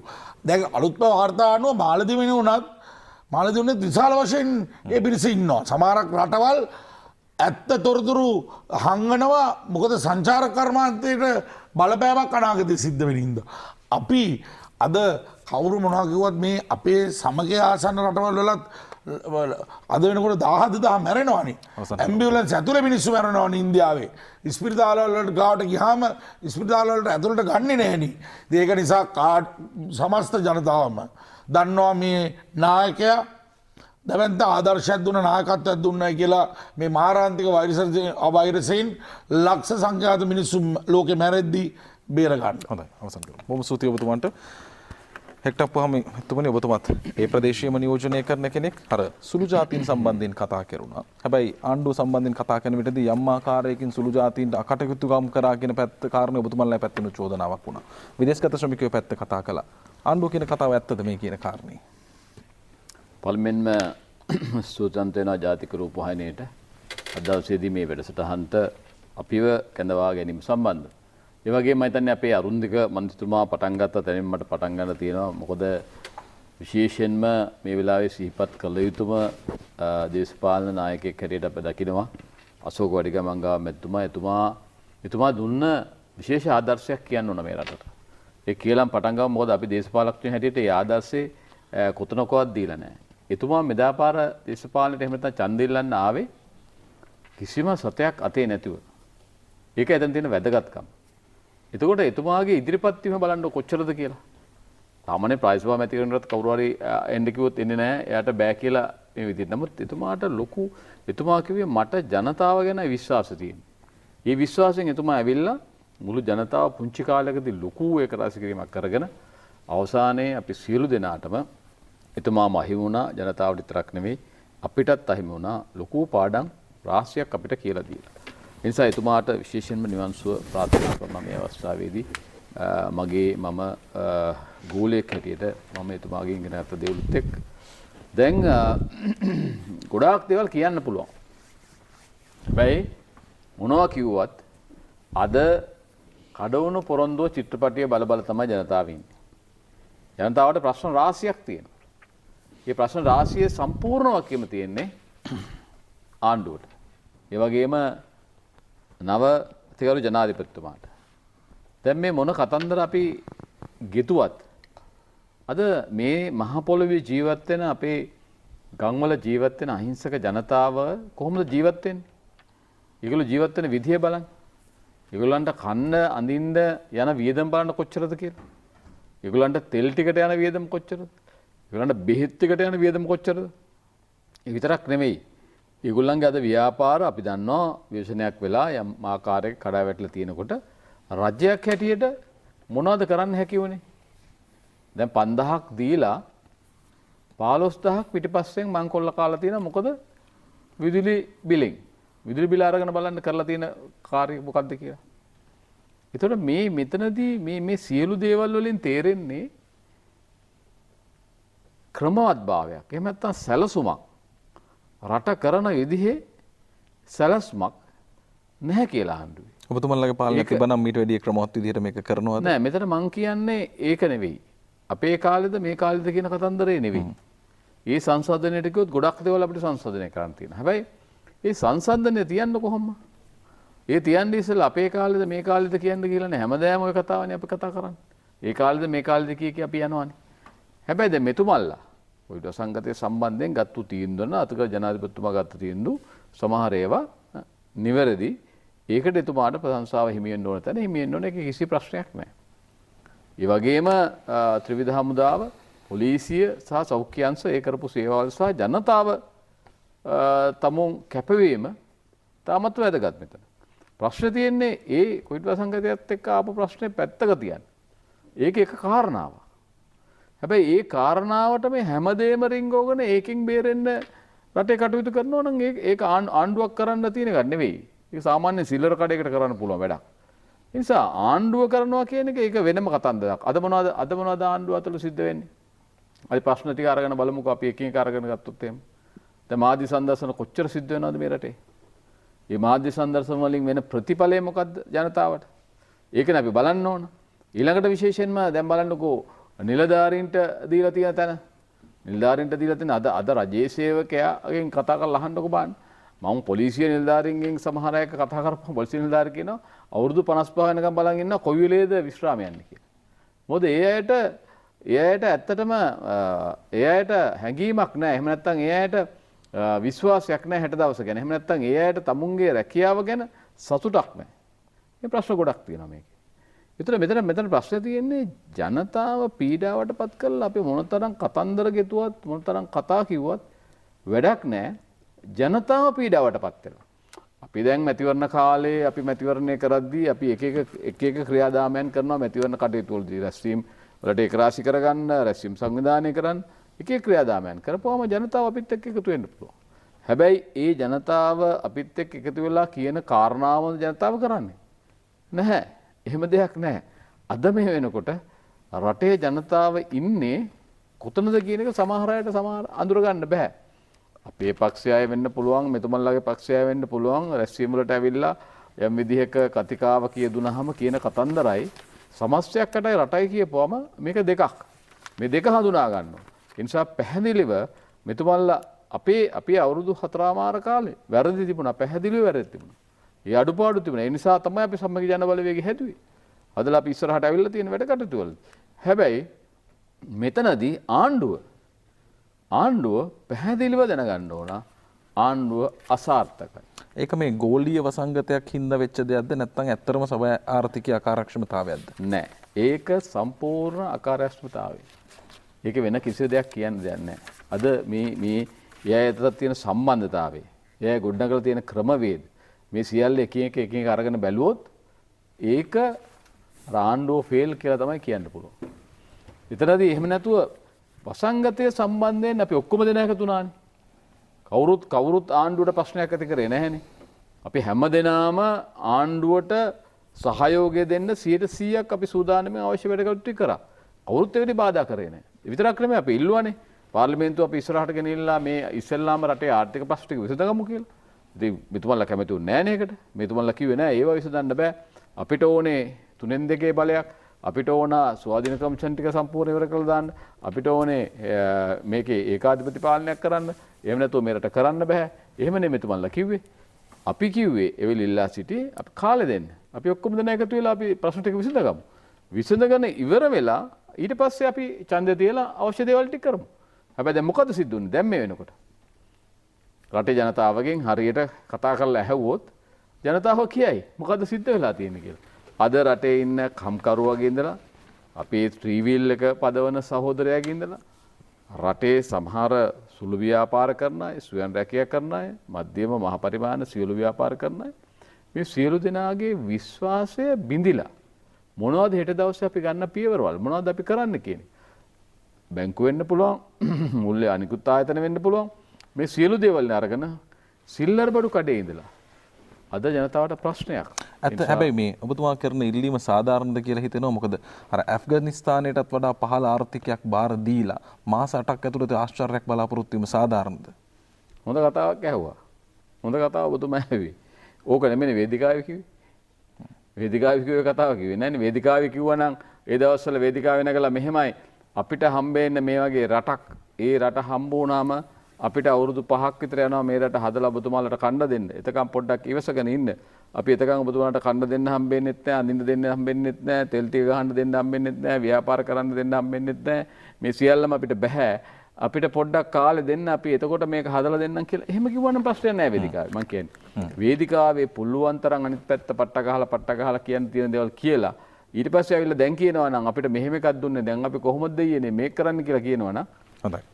මට හිතා ගන්න බෑ මොකක්ද අපි දෙන්න ඕන උත්තරේ කියලා. බොහොම ස්තුතියි. මම එතුමා අතර කර තැනම ඔබතුමාට බාර දෙන්නම්. එතකොට ඇයි මේ තරම් බොරු කියලා රට බාරගත්තේ කියන චෝදනාව තමයි මෙතුමන්ලා කියන්නේ. ඔව් බොරු කියනවද නැද්ද කියන එක මම හිතන්නේ ඉදිරියේදී ජනතාව තීන්දුව කරයි. හැබැයි මම හිතන්නේ මෙතනදී අත් වශයෙන්ම මම පුදුම වෙනවා අපේ විපක්ෂයේ මන්ත්‍රීවරුන්ගේ කතාවට. දැන් එක පැත්තකින් මේ මෙතනදී ගෝඨාභය රාජපක්ෂ මහත්තයා කියන්නේ ඇත්තටම හොඳ සාධනීය තීන්දුව ගන්න ජනාධිපති කෙනෙක්. එතුමා මේ මෙතුමන්ලාගේ ක්‍රෙඩිට් එකවත් මම මේකට 180ක් මම මේක ඉවර කරා 120ක් අර කට්ටිය ඉවර කරා කියලා එහෙම ජනාධිපති කෙනෙක් නෙවෙයි. මොකද මෙතුමා ඒ ඍජු තීන්දුව ගන්න ජනාධිපති කෙනෙක්. එතුමා මේ ක්‍රෙඩිට් එක බලාගෙන මෙතුමන්ලාගේ පරණ පුරුද්ද වෙන්න පුළුවන් ඒක. දැන් ඊපස්සේ අපේ කිත්සිරි සහෝදරයා කිව්වා එක්සත් ජාතික පක්ෂයේ ආණ්ඩුවේදී පොරොන්දු ඉෂ්ට වුණා කියලා. අපි නිකන් අපි ඒ ගැන මම පොඩ්ඩක් විනාඩියක් කතා කරන්නම්කෝ. ඒකෝ දැන් අපි ගත්තොත් එහෙම දැන් මේ කට්ටිය මොකද්ද කිව්වේ ඉස්සෙල්ලා ව්‍යවස්ථාවක් ගේනවා කියලානේ කිව්වේ. ඉතින් ගිය අවුරුදු 5 තුලදී ව්‍යවස්ථාවක් දැම්මද පාර්ලිමේන්තුවට? ව්‍යවස්ථා කෙටුම්පතක් පාර්ලිමේන්තුවල දැම්මද ගිය අවුරුදු 5 තුලදී සුළු ජාතීන්ට ඔක්කොම කිව්වේ ව්‍යවස්ථාවක් ගන්නවා කියලා. ඉතින් පොරොන්දු ඉෂ්ට කරපු ගැන ඒව ගැන කතා කරන්න එපා. මේ කට්ටිය බලයට ඇවිදින් මාසයක් වගේ සුළු කාලයක් යනකොට මහ බැංකුව හොරකම් කරා. කිව්වා අපි දෙවෙනි වටේදී ප්‍රශ්න කරන්න පුළුවන් මේ වටේදී බාධා කරන්න. ඊයින් පස්සේ මෙතුමා කිව්වා මෙතුමා කිව්වා ඒ කට්ටිය කිව්වා සංවර්ධනේ 3 ගුණකින් වැඩ කරනවා කියලා දූෂණේ ඊයින් පස්සේ තුරන් කරනවා කියලා කිව්වා. හැබැයි මාසයක් යනකොට ගිහිල්ලා ඒ එක්සත් ජාතික පක්ෂයේ ඉන්න කට්ටිය මහ බැංකුව කැඩුවා. හරි ඉතින් ඒ හින්දා පොරොන්දු ගැන කතා කරන්න ඕනේ නැහැ. අනික මේ රටේ ජනතාව මේ අද ඊයේ ඉපදිච්ච කට්ටියක් නෙවෙයි අපේ හෙක්ටප්පුවාම කියන අන්තිමටම. දැන් එතුමා කියනවා ආණ්ඩුව ෆේල්. ආණ්ඩුව ෆේල් වුණාට මෙතුමන්ලාගේ මොකද්ද ඒ දාන යෝජනා මාලාව කියලා එතුමා ඉදිරිපත් කරේ නැහැ. දැන් එතුමා කියනවා 15000ක් දෙන්න එපා 20000ක් දෙන්න කියලා. හරි දැන් 20000ක් දෙන්නේ කොහොමද කියන එක මෙතුමා ඒක ඒ තර්කානුකූලව ඒක ඉදිරිපත් කරේ නැහැ. දැන් අපි ගත්තොත් එහෙම අපේ ඇත්ත වශයෙන්ම ඒ ජනාධිපතිතුමා ගැන අද විශාල පැහැදීමක් තිබෙනවා. අද එක පැත්තකින් මම හිතන්නේ ජනාධිපතිතුමාගේ ඒ සරලභාවයද නැත්නම් මේ දූෂණයේ නාස්තිය තුරන් කරන්න එතුමා ගන්න උත්සාහය පිළිබඳවද අද රටේ ජනතාවගේ විශාල පැහැදීමක් තිබෙනවා. ඒ වගේම අනිත් පැත්තෙන් බැලුවොත් එහෙම මේ කොවිඩ් වසංගතේ අනික් රටවල් වල දැන් ඇමරිකාවේ ලක්ෂ 30ක් කොහෙද? හරි අපේ එතකොට මේ මරණ ප්‍රමාණය 11කට සීමා කරන්න පුළුවන් වෙච්ච එක ඒකේ ඒ ජයග්‍රහණයක් හැටියට රටේ ජනතාව ඒක විශ්වාසයක් තිබෙනවා. දැන් ඒ වගේම අපි ගත්තොත් එහෙම ඒ වගේම මෙතනදී මේ ආර්ථික ප්‍රශ්න මේ කොවිඩ් වසංගතයෙන් ආවෙ එන්නේ නැහැ කියලා අපේ හෙක්ටප්පුවාමි මන්ත්‍රීතුමා කියනවා නම් මම දන්නේ නැහැ එතුමා මොන ලෝකෙ ඉන්නවද කියලා. ඇත්ත කතාව දැන් අපි ගත්තොත් එහෙම අපේ සංචාරක ව්‍යාපාරේ අපිට මේ එන්නතක් හොයාගන්නකම් මම දකින්නේ නැහැ සංචාරක ව්‍යාපාරේ ලෝකෙම ඒ තිබ්බ තත්ත්වයට එන්න ගේන්න පුළුවන් කියලා. අපි ගත්තොත් එහෙම අපේ ඇඳුම් අංශවල ඒ ලාභ අංශ ඒ 125කින් 130කින් අඩු වෙලා තිබෙනවා. ඒකට අනිත් පැත්තෙන් අපි ගත්තොත් එහෙම අපේ විදේශ ශ්‍රමිකයන් ඒ 50000ක් එන්න ඕන කියලා ඊපස් දැන්ට 10000ක් 15000ක් විතර ගෙනල්ලා තිබෙනවා. තව විශාල ප්‍රමාණයක් ගේන්න තිබෙනවා. ඉතින් මේ අනිවාර්යයෙන්ම ඒ ආර්ථික පීඩනයක් තිබෙනවා. හැබැයි ඔබතුමාලා අර ගත්ත උපයන විට බද්ද ගෙවීම අඩු කිරීම වැට් එක අඩු කිරීම තුල බිලියන 500ක් විතර අහිමි කරගත්තේ අකාර්යක්ෂම ආර්ථික තීන්දුවන්නේ. වැට් එක ගෙවන්නත් මිනිස්සුන්ට සල්ලි තියෙන්න එපා. දැන් මේ කට්ටියගේ ඒ බදු වැඩි කරපු නිසා හින්දා තමයි අපි යම්කිසි විදිහකට ඒ කාලේදී අපි සහනයක් දුන්නේ. දැන් එක පැත්තකින් දැන් මේ වැට් එක අඩු කරපු එකට චෝදනා දෙනවා. අනිත් පැත්තෙන් කියනවා 20000ක් නැත්නම් 60000ක් දෙන්න කියලා. ඉතින් ඔය ඔක්කොම කරන්නේ දැන් එක පැත්තකින් මේ කට්ටිය කියනවා ඉන්ධන සහනය දෙන්න කියලා. ඊපස් අනිත් පැත්තෙන් කිව්ද දැන් ඉන්ධන සහනය දුන්නොත් එහෙම රජයට මුදල් නැතුව කොහොමද එතකොට දැන් ඒ තියෙන මුදල් ටිකවත් හම්බ වෙන්නේ නැහැ නේ. ඒතකොට ඉන්ධන සහනය දීලා එතකොට කොහොමද තව 20000ක් දෙන්නේ කියන එක ඔබතුමාලා පොඩ්ඩක් පැහැදිලි කරන්නකෝ. ඒකෙන් ලැබෙන ලාභයෙන් නේ යම් කිසි විදිහකට ඒ සහනයක් දෙන්නේ. ඒක ඔබතුමාගේ ඒ අවස්ථාවේදී ඒක මේ පැහැදිලි කරන්න. ඉතින් මම පළමුවෙන්ම කියන්නේ අනික් පැත්තෙන් බැලුවොත් එහෙම ජනාධිපතිතුමා දැන් මොකද්ද කරන්නේ? දැන් අපි යම්කිසි විදිහකට මෙතුමා කියනවා මේ පොලිසියට පීඩනයක් දෙනවා. හරි අර බැංකු මංකොල්ල කාලා වගේ ඊපස්සේ බලාගෙන ඉන්න ජනාධිපති කෙනෙක් නම් ඔය පීඩනයක් නැතුව මේ රට පාලනය කරන්න පුළුවන්. හරි දැන් යම්කිසි විදිහකට ඒ සුද්ධයක් වෙනවා. පොලිසිය යම්කිසි විදිහකට සුද්ධයක් වෙනවා. හරි ඊපස්සේ අපි ගත්තොත් එහෙම බන්ධනාගාරවල සුද්ධයක් වෙනවා. ඒ වගේම අපි ගත්තොත් එහෙම පාතාලයේ සුද්ධයක් වෙනවා. හරි ඉතින් ඒක මම හිතන්නේ මේ නරක දෙයක් කියලා දැන් අපි ගත්තොත් එහෙම අන්න ඒකයි මම කියන්නේ මේ ජනාධිපතිතුමා මේ දේශපාලන තීන්දුව බලලා ගන්න ඒ තීන්දුව ගන්න පුද්ගලයෙක් නෙවෙයි. දැන් අපි ගත්තොත් එහෙම එක්සත් ජාතික පක්ෂයේ රනිල් වික්‍රමසිංහ මහත්තයා අර පිටිපස්ස දොරෙන් අගමැති වුණායින් පස්සේ මෛත්‍රීපාල සිරිසේන ජනාධිපතිතුමා ජනාධිපති වුණායින් පස්සේ ඉස්ලාම් කරේ මොකද්ද? කිව්වා පොලිසියේ පඩිය 140කින් වැඩි කරනවා කියලා කිව්වා. ඇයි? ඒක පගාවක් වගේ. මේ ජනාධිපතිතුමා එහෙම පගා දෙන ජනාධිපති කෙනෙක් නෙවෙයි. මේ ජනාධිපතිතුමා ඍජු තීන්දුව අරගෙන මේ රටේ හරි කළමනාකාරයක් තිබෙන ජනාධිපති කෙනෙක්. ඉතින් මම හිතන්නේ අද ගැටලුව තිබිලා තිබෙන්නේ ජනතාව කියන්නේ මේ 225 මොන්නේ මේ ජනාධිපතිතුමාටම රට පාලනය කරගෙන යන්න පුළුවන් කියලා. ඒ තරම් මට්ටමටම යම් කිසි විදිහකට පැහැදීමක් තිබෙනවා ඒ ජනාධිපතිතුමාට. හැබැයි ඇත්ත කතාව අපිට මේ 225ක් පාර්ලිමේන්තුවක් අපිට නිර්මාණය කරන්න වෙනවා. මොකෝ අපිට නීති හදන්න. හරි ජනාධිපතිතුමාට තනියම රටක් පාලනය කරන්න බෑ. ඒ වගේම මේක ප්‍රජාතන්ත්‍රවාදී රටක්. ඉතින් ඒ නිසා අපි දැන් මේ ජනාධිපතිතුමාට ගැළපෙන 225ක් තෝරා ගන්න එක තමයි ජනතාවගේ මූලික වගකීම. දැන් ඒක හැබැයි නාම යෝජනා දීමේදී වෙලා තියෙනවද මේ පැත්තට සාධාරණයක්? මම හිතනවා අනිවාර්යයෙන්ම අසාධාරණයක් වෙලා තියෙනවා කියලා දැන් කවුරු හරි කියනවද මම දන්නේ නැහැ. මොකද අර වියත්මකට එහෙම බර තැබීම අඩු වුණාදෝ කියන වගේ ප්‍රශ්නයක්. ඒ වියත්මගෙන් ඒ අපේක්ෂක යම් කිසි ප්‍රමාණයක් දාලා තිබෙනවා. හරි ඒ වියත්මකින් ඒ කට්ටිය විශාල ලෙස ඒ ගෝඨාභය රාජපක්ෂ අපි ගත්තොත් එහෙම නාලගොඩ හේවා මහත්ලා වගේ කට්ටිය ඒ වියත්මකින් ඒ විශාල සේවාවක් කරා ඒ සේවාවක් කරා ඒ ගෝඨාභය රාජපක්ෂ මහත්තයා ඒ බලයට ගේන්න. හැබැයි වියත්මකටත් ඉස්සෙල්ලා එතන മന്ത്രിවරු 51 දෙනෙක් හිටියා ඒකාබද්ධ විපක්ෂය කියලා. ඒ മന്ത്രിවරු අපිට පක්ෂයක් තිබුණේ නැහැ. අපි ඒ විපක්ෂයේ ඉන්නකොට අපිට කමිටු කාමරයක් ගන්න බැරි වුණා. මට මතකයි අපි දිනේශ් ඇමතුමත් එක්ක ගිහලා කතානායකතුමත් එක්ක කතා කරනකොට මේ අපිට කමිටු කාමරයක් මාස 3ක් දුන්නේ නැහැ. අපි ගිහිල්ලා අර පාර්ලිමේන්තු එකේ තිබිච්ච ඒ තියෙනවා ඒ ගෙස්ට් අර MPs ඔපොසිෂන් රූම් එකකුයි කියලා පළවෙනිම තට්ටුවේ ග්‍රවුන්ඩ් ෆ්ලෝර් එකේ තියෙනවා. ඒකේ තමයි අපි හම්බුනේ. ඊට පස්සේ අපිට කතා කරන්න අපිට වෙලාවක් දුන්නේ නැහැ. ඉතින් ඒ නිසා ඒ වියත්මකටත් වඩා අපිව CID ගෙනියනවා කියලා කිව්වා, FCID ගෙනියනවා කියලා කිව්වා. ඊට පස්සේ අපිට තව අපේ ශ්‍රී ලංකා නිදහස් පක්ෂයේ හිටපු සමහර മന്ത്രിවරු ඇවිදින් අපිට තර්ජනය කරා මේ ඔය කට්ටිය අපිත් එක්ක එක්කව වෙන්න. එහෙම නැත්නම් මේ ඔය කට්ටියට දේශපාලන අනාගතයක් නැහැ කියලා. හරි අපි ඒව කොහොම ඒ දරාගෙන තමයි අපි මේ අපි മന്ത്രി ධූරයෙන් අපි ඉවත් කරනවා කියලා කිව්වා. ඉතින් මම හිතන්නේ ඒ කැපකිරීම කරපු කට්ටියටත් ඒ අවස්ථාවක් තිබෙනවා. ව්‍යාත්මක කට්ටියටත් ඒ අවස්ථාවක් තිබෙනවා. ඉතින් ඒ වගේම අනික් ගැටලුව තමයි අපේ ඒ පක්ෂයෙන් ඒ ගත්ත තීන්දුවක් තමයි ව්‍යාත්මක හරි මොන සංවිධානය හිටියත් ඒ සංවිධාන වලට ඒ අපේක්ෂකත්වය දෙන්නේ නැහැ කියන එක. ඒ කට්ටියට ඍජුවම මොකක් හරි පක්ෂයත් එක්ක සම්බන්ධ වෙන්න ඕනේ. නැත්තම් හැම එක්කෙනාම සංවිධාන හදාගෙන ඊපස්සේ ඒ කට්ටියගේ ඒ අපේක්ෂකත්වය ඉල්ලයි. ඉතින් මම හිතන්නේ මේ පැහැදිලිව දැන් දාලා තිබෙනවා. ඒකෙන් අපි හිටපු කට්ටිය විතරක් නෙමෙයි දාලා තියෙන්නේ. අලුතෙන් අපේක්ෂකයොත් දාලා තිබෙනවා. ඒකට ජනතාවට මේ දාලා තියෙන අපේක්ෂකයෝ දිහා යම්කිසි විදියකට අධ්‍යයනයක් කරලා ඒ හොඳ කට්ටිය පාර්ලිමේන්තුවට අරින්න පුළුවන්. ඒකට ඒ හරහා මම විශ්වාස කරනවා ගෝඨාභය රාජපක්ෂ මහත්තයාට ඒ ගැළපෙන කණ්ඩායමක් අපි පාර්ලිමේන්තුවට ඇරියොත් එතුමාට යම්කිසි විදියකට විශාල සහායක් වෙනවා. එතුමාගේ මේ වැඩපිළිවෙල ඉදිරියට ගෙනියන්න. බොහොම ස්තුතියි. පළවෙනි වටේදී නැගුණු කාරණා වලින් අපි ජනතාවට ආරාධනා කරනවා මේ එකින් එක කාරණා පිළිබඳ අවධානය යොමු කර ඔබ සන්නද්ධ වෙන්න ඉදිරි මැතිවරණයේදී ඔබේ කතිරය පාවිච්චි කරද්දී. දෙවෙනි වටේ සංවාදශීලී වටය මේ නැගුණු කාරණා හා සම්බන්ධයෙන් ප්‍රශ්න කරන්නට වාද විවාද කරන්නට මේ නැගුණු ප්‍රශ්න තිබුණා ඒ පැත්තෙන් මේ පැත්තට ඒවට පිළිතුරු ලබා දෙන්නට දෙවෙනි වටේ වෙන් කරනවා. විරාමයකින් පසු යලි අපි කාර්ට කර සමගින් හමු වෙමු. කාර්ටකර දෙවෙනි වටයයි අපි ආරම්භ කරන්නේ. පළවෙනි වටේ නැගුණු කාරණා වලට අදාළව පිළිතුරු දෙන්න අවස්ථාව තියෙනවා. එක්සත් ජාතික පක්ෂයට නීතිඥ කස්තුරි අනුරාධ නායක මැතිතුමනි ඔබතුමාට අවස්ථාව. අපි පොරොන්දු ඉෂ්ට කරේ නැහැ කියලා පටන් ගත්තෙම ඉෂ්ට කරපු පොරොන්දුවකින්. ආණ්ඩුක්‍රම ව්‍යවස්ථාව වෙනස් කරනවා කිව්වා කියලා. ඒක කරේ නැහැ කියලා. හැබැයි අපි ඔක්කොම දන්නවා ආණ්ඩුක්‍රම ව්‍යවස්ථාව වෙනස් කරා කියලා. සංශෝධනය ගෙනාවා. ඒක ඒ විතරක් නෙවෙයි 3-2කින් අනුමත කළා.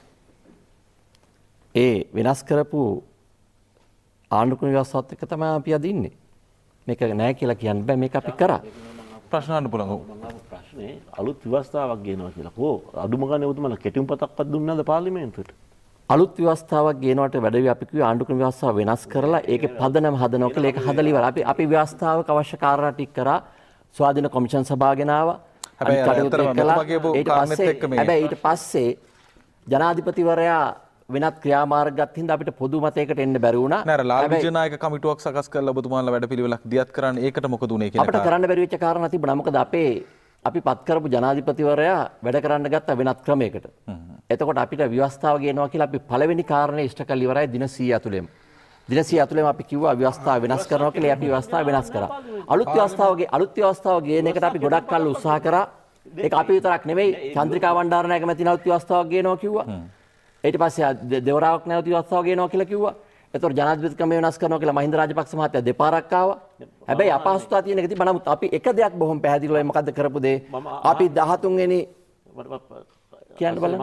දැන් ඊපස්සේ අපි කොන්ස්ටිටියුෂනල් කවුන්සිල් එකට හරි අපි ඔක්කොම යෝජනා දුන්නා. එක්සත් ජාතික පක්ෂය අඩුම ගානේ යෝජනාවක් දුන්නේ නැහැ. එතකොට ඔබතුමා කොහොමද කියන්නේ මේ අපි මේ මෙච්චර කාලයක් මේ අපි කියලා ආපු පළවෙනි කාරණේ අපි ඉෂ්ට කළා. පළවෙනි කාරණේ මොකද්ද කිව්වේ? අපි කොමිෂන් සභාව ගේන්න ඒ වගේම ජනාධිපතිතුමාගේ බලතල අඩු කරන්න ආණ්ඩුක්‍රම ව්‍යවස්ථාව වෙනස් කරලා සංශෝධනය ගෙනවනවා. අපි ඒක කරා. නමුත් අනිත් කටයුතු කරන්න වෙන්නේ සියලු දෙනාගේ සහයෝගයෙන්. ඒකට අපිට අපේ බලයේ තියෙන ආණ්ඩුවක් ගත්තාම අපිට කරන්න පුළුවන් වෙනවා. නමුත් අපිට කරන්න බැරි වෙච්ච බාධක විශාල ප්‍රමාණයක් තිබුණා. ඒ නිසාම අපි මූලික කියපු කාරණේ කරලා ඉෂ්ට කරා. අපි මොකද පළවෙනි පොරොන්දුව මහින්ද රාජපක්ෂ ජනාධිපතිතුමා දෙපාරක් දීලා කඩ කරපු පොරොන්දුව. එතමකෝ ආණ්ඩුක්‍රම ව්‍යවස්ථාව වෙනස් කරනවා කියලා.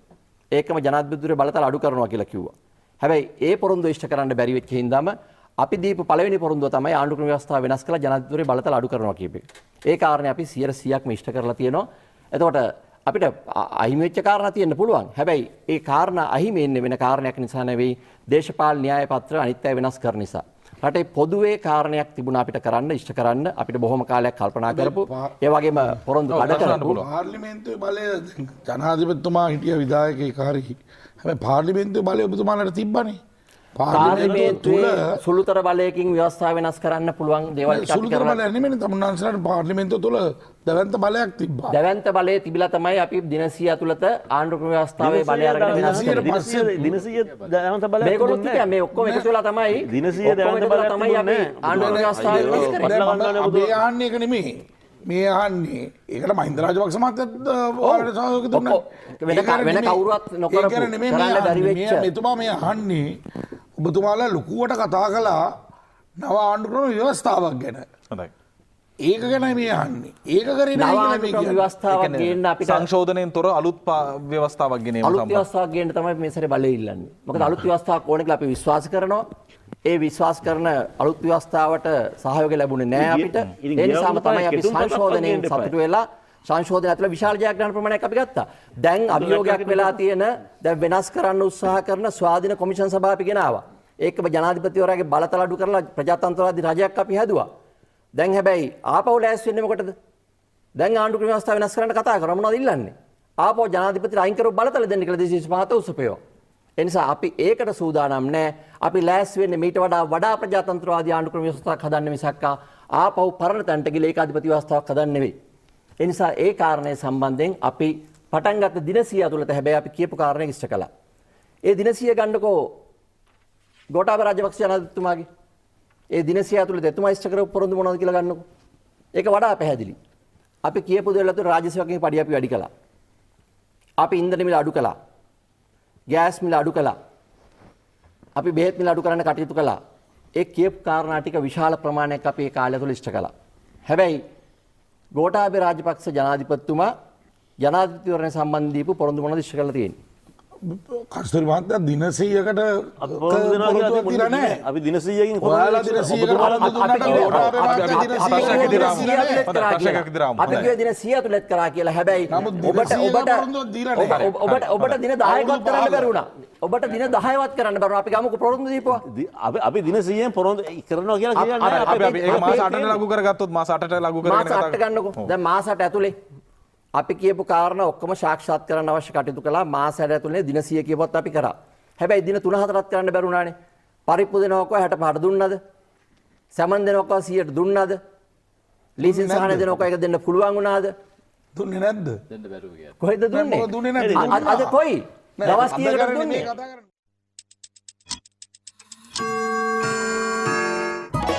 ඩිපෝල් දැන් අලුත් වෙලා ඩාලි පටල වෙතින් දිස්න දෙන්න සෝදන්න.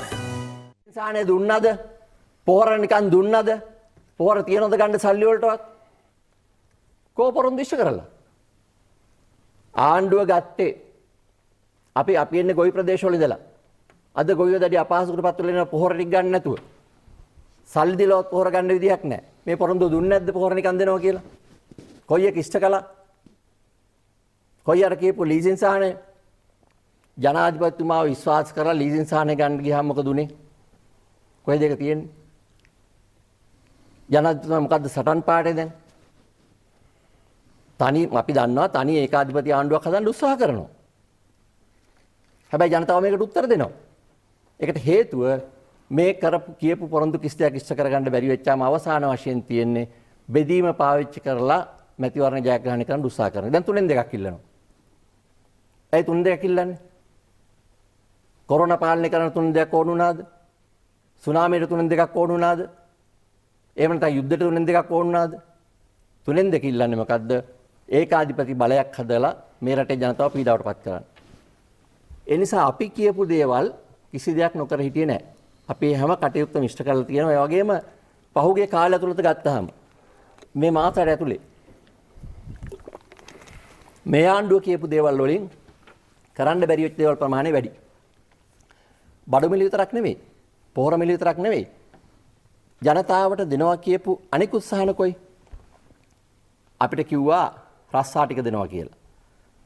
ගුරුපත් වීම ටික දුන්නා, රස්සා වගේක් දුන්නා, ආපු ගමන් උපාධිපත් වීම කියලා මොකද්ද කරේ? ජනතාව අන්තිම ඇන්දවිල්ලක් ඇඳුවා. කොහොමද රස්සා ටික දුන්නේ? මැතිවරණයේ තියලා පත් වීම ලිපි දුන්නා. ලංකා ඉතිහාසයේ පළවෙනි වතාවට. කොහොමද දුන්නේ? සම්මුඛ පරීක්ෂණයක් නැහැ. ලේඛන පරීක්ෂාවක් නැහැ. කිසිම සෙවිල්ලක් බැලිල්ලක් නැතුව පත් වීම ලිපි ඇරියා. සතියකින් පත් වීම අවලංගුයි. දැන් ඊට පස්සේ කව 20000ක් දෙනවා කියලා ඒක දුන්නාද? ඒක දුන්නේ නැහැ. 20000ක් දෙනවා කියලා. ගුරුවරුන්ට පත් වීම දීපු අයට පත් වීම නැතුණත් 20000ක් දෙනවා කියලා කිව්වා. මතක නැත්නම් හොයලා බලන්න පුළුවන් කියව ප්‍රකාශ ටික අරගෙන. මේ 20000 හම්බුනේත් නැහැ. දෙනවා කිව්වා ලක්ෂයක් පත් වීම හම්බුනේත් නැහැ. ඒකම දීපු පත් වීම එකක්වත් වළංගුනේත් නැහැ. මේ කියපු කාරණා කිසි දෙයක් ඉස්ස කරලා නැහැ මේ වෙනකොට. අවසන් කරමු. අනිත් පැත්තෙන් කළමනාකරණිත්ව ගන්න. හරි අපූර්ව කතාවක් හොඳ කළමනාකාරීත්වයක් තියෙනවා කියලා. ඒකම එකතු වැඩ කරනවා කියලා. රටේ එක නීතියක් හදනවා කියලා. කොහෙද එක නීතියක්? අපි පහුගිය කාලේ අත්දැක්කෙම නීති ආධිපත්‍ය නැති වෙලා තියෙනවා. රටේ තිබිච්ච එක නීති නැති වෙලා තියෙනවා. ඒ නිසා එක නීතියක් හදන්න බැරි වුණා. එක නායකයෙක් විදිහට කටයුතු කරන්න බැරුණා. ජනතාවගේ පොරොන්දු ඉෂ්ට කරන්න බැරුණා. අද මේ මාසයට ඇතුළේ තියෙන ජනතාවට අපේක්ෂා බංගත්වය විතරයි. හොඳයි. බොහොම ස්තුතියි ඔබතුමන්ගේ අදහස් පළ කිරීම වෙනුවෙන්. අරුන්දික ප්‍රනාන්දු මැතිතුමනි ඔබතුමාට අවස්ථාව පිළිතුරු දෙන්න.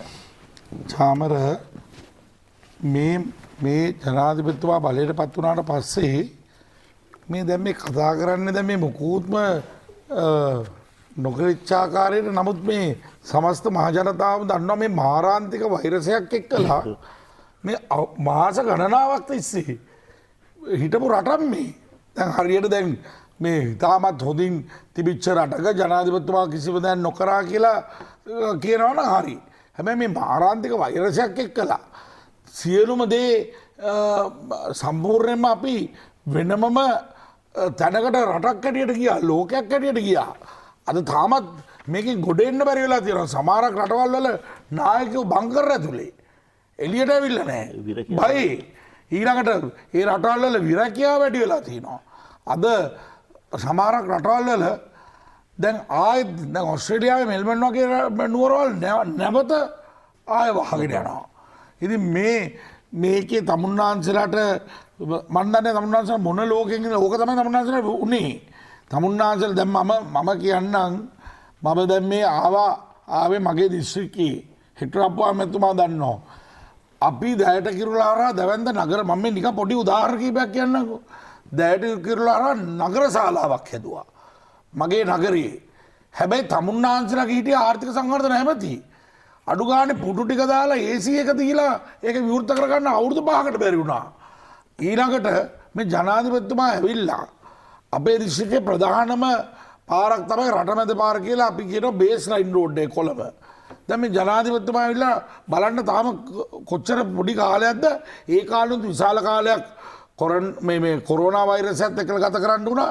දැන් අපි ඊයේ පෙරේදා සති දෙකකට විතර උඩදී ඒක ආරම්භ කළා. පළවෙනිම ලක්ෂ 18000ක විතර දැවැන්ත පළමු අධ්‍යයන. එතකොට දැන් ඒ වගේ ඊළඟට කිලෝමීටර් ලක්ෂයක් කාපට් කරන ව්‍යාපෘතිය. මේ මොන ප්‍රශ්න තියාගෙන වුණත් දැන් අපි ගම්වල ඒක ආරම්භ කරලා තියෙනවා. මේ මොහොත වෙනකොට ඒ ව්‍යාපෘතිය ආරම්භ කරලා තියෙනවා. ඊළඟට සෑම ග්‍රාම සේවක වසමකටම ලක්ෂ 20 ගානක ග්‍රාම සේවක වසම් 14000ටම එහෙම ව්‍යාපෘතිය ආරම්භ කරලා තියෙනවා. ඒවා හරිනම් මේ මොහොත වෙනකොට මේ මොකක්වත් කරන්නේ නැතුව සම්පූර්ණයෙන්ම මේ කොරෝනා වෛරසයත් එක්කලා මේ තවදුරටත් ගත කරන්න තිබ්බා. හැබැයි රට ඇරලා අද වෙනකොට පාසල් පද්ධතිය යථාවත් කරන්න. දැන් පාසල් උනත් දැන් අරගෙන යනවා. දැන් පහේ පන්තිය සාමාන්‍ය පෙළ උසස් පෙළ පන්ති දැන් අරගෙන යනවා. ඊළඟට ටියුෂන් පන්ති. අනිකුත් ඒවා පෞද්ගලික අංශය රාජ්‍ය සේවය. දැන් අපි දැන් මේ කතා කරාට මිනිසුන් ආකල්පමය වෙනසක් එක්කලා දැන් අපි දැක්ක මේ රට අරිනකොට රාජ්‍ය අංශය වුණත් අර පුරුදු තැනට ඇවිල්ලා තිබ්බේ නෑ. රාජ්‍ය අංශය වුණත් අර සෑහෙන කාලයක් ගෙවල් වල ඉඳලා ආවට පස්සේ අර ඒ තැනට ගන්න මෙතන මේක තමුන්නාංශ මේ කතා කරාට ලෝකෙ මේ මිනිස්සු මරනවා දැකපු ජනතාවක් මේක මේ හරියට නිකන් අපි යුද්ධයක්වත් සම කරන්න බෑ. දෙවනි මහා ලෝක යුද්ධය ඒ වගේ එකක්වත් සම කරන්න බෑ මේකට. මේකේ ලෝකෙ මිනිස්සු මරනවා දැකපු ජනතාව මේ දැඩි මානසික පීඩනයක හිටපු ජනතාවක් තමයි මේ නැවතවතාවක් යථාවත් කරගෙන යන්නේ. ඒ අයම තමයි මේ එළියට ගේන්නේ. ඒ අයත් එක්ක තමයි මේ ගනුදෙනු කරන්නේ. අද අපි සතුටු වෙන්න ඕනේ. තමුන්නාන්සලා මොනවා කිව්වත් අද ක්‍රමක්‍රමයෙන් රට ඒ තරට ගේනවා. ජනාධිපතිතුමා සමස්ත ආණ්ඩුව ඊළඟට ගත්තාම පාර්ලිමේන්තුව නැතුව අපි මොනවා කිව්වත් පාර්ලිමේන්තුව සක්‍රිය කරන්න නැත්නම් නැවතවතාවක් පාර්ලිමේන්තුවට ඒ බලය දෙන්න දැන් මැතිවරණයකට පවා දැන් රජයක් හැටියට ඒ සමස්ත ශක්තිය දීලා යන අවස්ථාවක් මේ. ඉතින් අද දැන් මේ මොහොත වෙනකොට තව සති තුනකින් මේ රටේ පාර්ලිමේන්තු මහ මැතිවරණය පවත්වනවා. එතකොට දැන් ලෝකයේ අනිත් රටවල් බලන්නකෝ කල්පනා කරලා අද ඒ තරට ඇවිල්ලා නැහැ. හැබැයි මේ රට ක්‍රමක්‍රමයෙන් එතනට එනවා. ඒ ජනතාවත් එක්ක මම කිව්ව ජනතාවත් එක්කලා. ඉතින් ඒක නිසා දිරි කාලේදී විශාල ජනාධිපතිතුමා විශාල සැලැස්මක් තියෙනවා. එකක් තමයි අද අපි දන්නවා පරිප්පු වටේ පවා පිටරටින් ගෙන ජාතියක්. කොත්තමල්ලි වටේ පිටරටින් ගෙන ජාතියක්. දැන් පරිප්පු වලට ලෑස්තිනේ මං හිතන්නේ. මේ කරෝල ටික හාල් මැස්සු ටික පිටරටින් ගෙන ජාතියක්. අද වෙනකොට කිරිපිටි ටික ගත්තාම අනිකුත් දේවල් සමස්ත රටක් හැටියට අපි හුඟා කාපස්සට ගිහිල්ලා තියෙන්නේ. විදේශ විනිමය උපයන්නේ අර අහිංසක නංගිලා අම්මලා බැල මෙහෙවරකම් කරලා මැද පෙරදිග හම්බ කරන ඒ සොච්චමයි. අර ඒ වගේම ඇඟලුම් කර්මාන්ත ශාලාවල තමන්ගේ ජීවිතය දිය කරලා අපි විකුණන රෙදි වලින් ගන්න සල්ලි ටිකයි ඇරුණාම අපි මොනවද අපි රටක් හැටියට අපි ඒක නිසා තමයි ජනාධිපතිතුමා තමුන්නාන්සලා ඉවසීමෙන් බලා ගන්න ජනාධිපතිතුමා අපනයන කෘෂි කර්මාන්තය මේ රටේ ඊළඟට එක්ස්පෝර්ට් ඇග්‍රිකල්චර් කියන එක වැඩි කරන්න දැන් අර කටයුතු කෘෂි විප්ලවයක් පටන් ගත්තා පහුගිය දවස්වල. තමුන්නාන්ස පොඩක් දැන් ඉවසගෙන කෘෂි ඉන්නකො. විප්ලවයක් පටන් දැන් මේලා ප්‍රශ්න අහන්න පුළුවන් නේ අපිට. ඔව්, කෘෂි විප්ලවයක් පටන් ගත්තා. ඔව්. දැන් කෘෂි විප්ලවයක් පටන් ගන්න පහුගිය දවස් ටිකම අපි දැක්කේ ආපු නිෂ්පාදනයේ බෙදා ගන්න බැරුව හිර වෙනවා. අනිත් පැත්තෙන් පොහොර ටික බෙදා ගන්න බැරුව හිර වෙනවා. අනිත් පැත්තෙන් ගත්තාම කෘෂිකර්ම දිනු කරන්න කතා හරි කරනවා. හරි තමුන්නාන්ස එතකොට හරි ප්‍රශ්න මේ මුදලාලිට දන ගහගෙන හොඳ අපි කෙටි කරමු ප්‍රශ්නේ. රචනාවක් නෙමෙයි කියන්න ඕන මේ ප්‍රශ්නයක් මුදලාලිට දන ගහගෙන රචනාවක් නෙමෙයි ප්‍රශ්නයක් අහන්න දෙන්නේ. ප්‍රශ්න අහන්න ඕන. හොඳයි. පෙරකදෝර මහත්තෙන් එතකොට නිසා ප්‍රශ්නේ ගෙඩියෙන් අහන්නකො. තමුන්නාන්ස කියනවා දැන් පොහොර ගැන. පොහොර ගැන තිබිච්ච ප්‍රශ්නේ තමයි තමුන්නාන්සලා කාලේ විශාල පොහොර වලට විශාල ගෙවීමක් කරන්න ඉතිරි වෙලා තියෙනවා. ඒ රජයක් හැටියට දැන් රජයට දැන් ජනතාවට තමුන්නාන්සලා සුළුවට දැක්වට සමස්ත ජනතාවෙන් විශාල ප්‍රමාණයකට රුපියල් 5000 ගන්න දුන්න දෙපාරක්. එතකොට ඒවත් කරගෙන රජය දැන් මේ ඔය පොහොර වගේ දේවල් වලට තමුන්නාන්ස දන්නවා රජයක් හැටියට ගත්තාම මූල්‍යමය හයිය රජයකට තියෙන්න ඕන සහනාධාර දෙන්න හරි ඒක තියෙන්න ඕන. නමුත් මේ ව්‍යසනයත් එක්කලා නිෂ්පාදනය එන හිටිය සමහරක් වෙලාවට ඒ යන්නගේ ගමන එන්න හිටියත් රටක් හැටියට අපිට එතනට එන්න බැරි වෙලා තියෙනවා. ඒක නිසා තමයි සමහරක් සහනාධාර දැන් පොහොර ගැන කතා කරද්දී පොහොර වලට අනිවාර්යයෙන්ම දැන් මින් ඉදිරියට පොහොර ටික ඒ විදිහට ඉතාමත් ඉක්මනට ලැබෙන්න ඒ සැලැස්ම ඒ විදිහට ක්‍රියාත්මක වෙනවා. හැබැයි පෞද්ගලික කාලේ මේ සමස්ත කඩාවැටීම සිද්ධ වෙන්නේ කොරෝනා වෛරසයත් එක්කලා. ඉතින් ඒක නිසා තමුන්නාන්සලා පෞද්ගලික කාලේ තමුන්නාන්සලා කඩාවට්ටපු ආර්ථිකයක් එක්කලා දුන්න රටක්. ඒක පොහොර වලට දිවන්ත මුදලක් ගෙවන්න තිබිච්ච රටක්. ඒතකොට ගෙවන්න පොහොර දෙනවා කියව ගෙවන්න තියනවා කියලා දන්නේ නැතුව. දැන් තමුන්නාන්සේ කිව්ව ප්‍රශ්නෙට උත්තර දෙනවා නම් තමුන්නාන්සේට මං කියන්නේ දැන් ඔය තෙල් සානාධාරය හරි පොහොර සානාධාරය හරි ජනතාවට දෙනවා කිව්ව සානාධාර හරි මොනවා හරි හේතුවක් නිසා යම් කිසි පසුබෑමකට ලක් වුණා නම් ඒකට හේතුව තමයි මේ සමස්ත ක්‍රියාවලිය. දැන් අපේ ඒ තෙල් වලට මිල සූත්‍රය තිබුණා නම් දැන් තෙල් මිල අඩු වෙන්නේ නැද්ද මේ වෙලාවේ? මිල සූත්‍රයක් නැහැ. පෙර සූත්‍රය තිබුණා නම් ඔබතුමාගේ ආණ්ඩුව හිටියා නම් මීට වැඩිය ලොකු විනාශයකට යනවා හිටපුවා මන්ත්‍රමා මම මෙතන කියන්නම් මේ කලමනාකරණය කරගන්නේ දැන් මෙහෙමයි ඔබතුමා මේ රටේ නායකයා වෙලා හිටියත් ඔබතුමාට එකක් පොඩි එකතු කිරීමක් කරනවා. ඔව් මේ මගේ ආණ්ඩුව කියලා කියන්න එපා අපේ ආණ්ඩුව කියලා කියන්න. නෑ අපි මුල් කාලේ මයින් වුණානේ දන්නවනේ තමුන්නාන්සේ. පළවෙනි මාස දෙක තුනම අපිට තිත්ත වෙලා අපි එළියට බාපු මිනිස්සු. එතකොට නෑ මම කියන්නේ දැන් තමුන්නාන්සේ එච්චර සරල තැනකට එන්න එපා. මම කියන්නේ තමුන්නාන්සලා මේ ආණ්ඩුවක් කරනකොට කළමනාකරණය කරනවා කියන එක. ආර්ථිකය නැත්තම් ජනතාවට සාහන දෙන්නත් ඕන. ජනතාවට සාහන නොදුන්නා නෙමෙයිනේ. රුපියල් 5000 දෙපාරක් දුන්නා. අනිකුත් සහනාධාර ජනතාවට සහනාධාර දෙන ගමන් දැවැන්ත විදිහට සෞඛ්‍ය සේවයට ශක්තිමත් කරන්න. ඔය කොරන්ටයින් කරනවා කියන එකත් නිකන් නොමිලේ කරන එකක් නෙමෙයිනේ. ඒවටත් මුල මුදල් යනවා.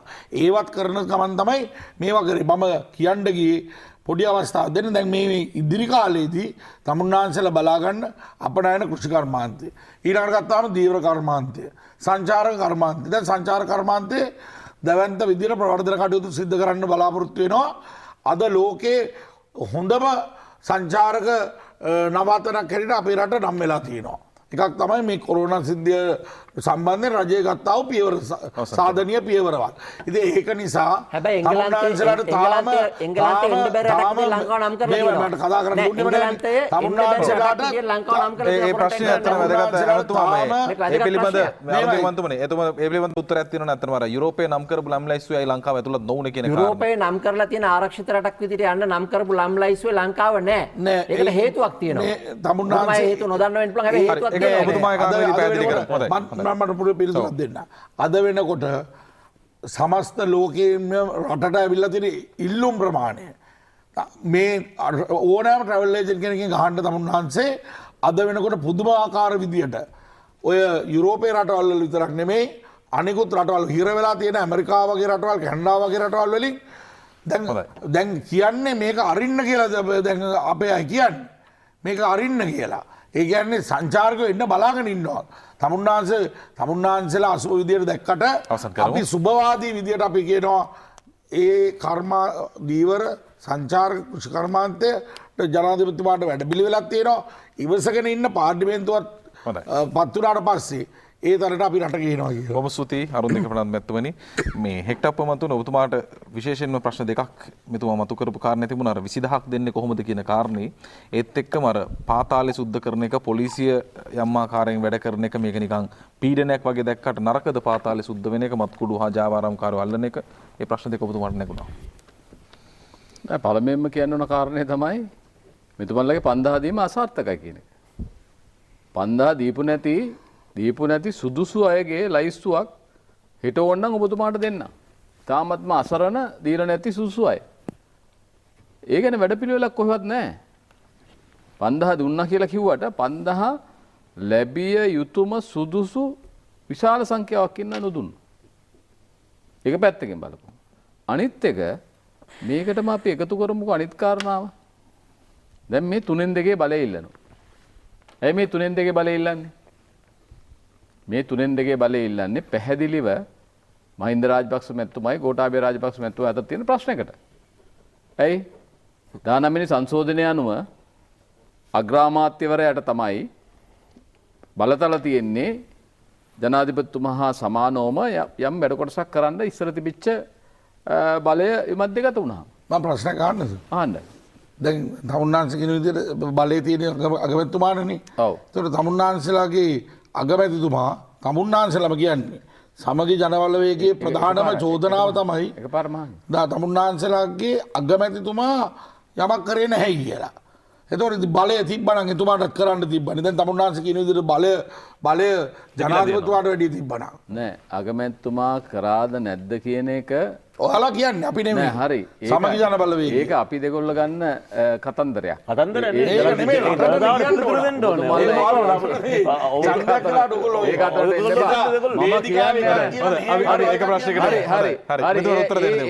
ඒ අගමැතිවරයා මොනවද නොකර කියන්නකෝ. හරි ඒක තියන්නකෝ එහෙම.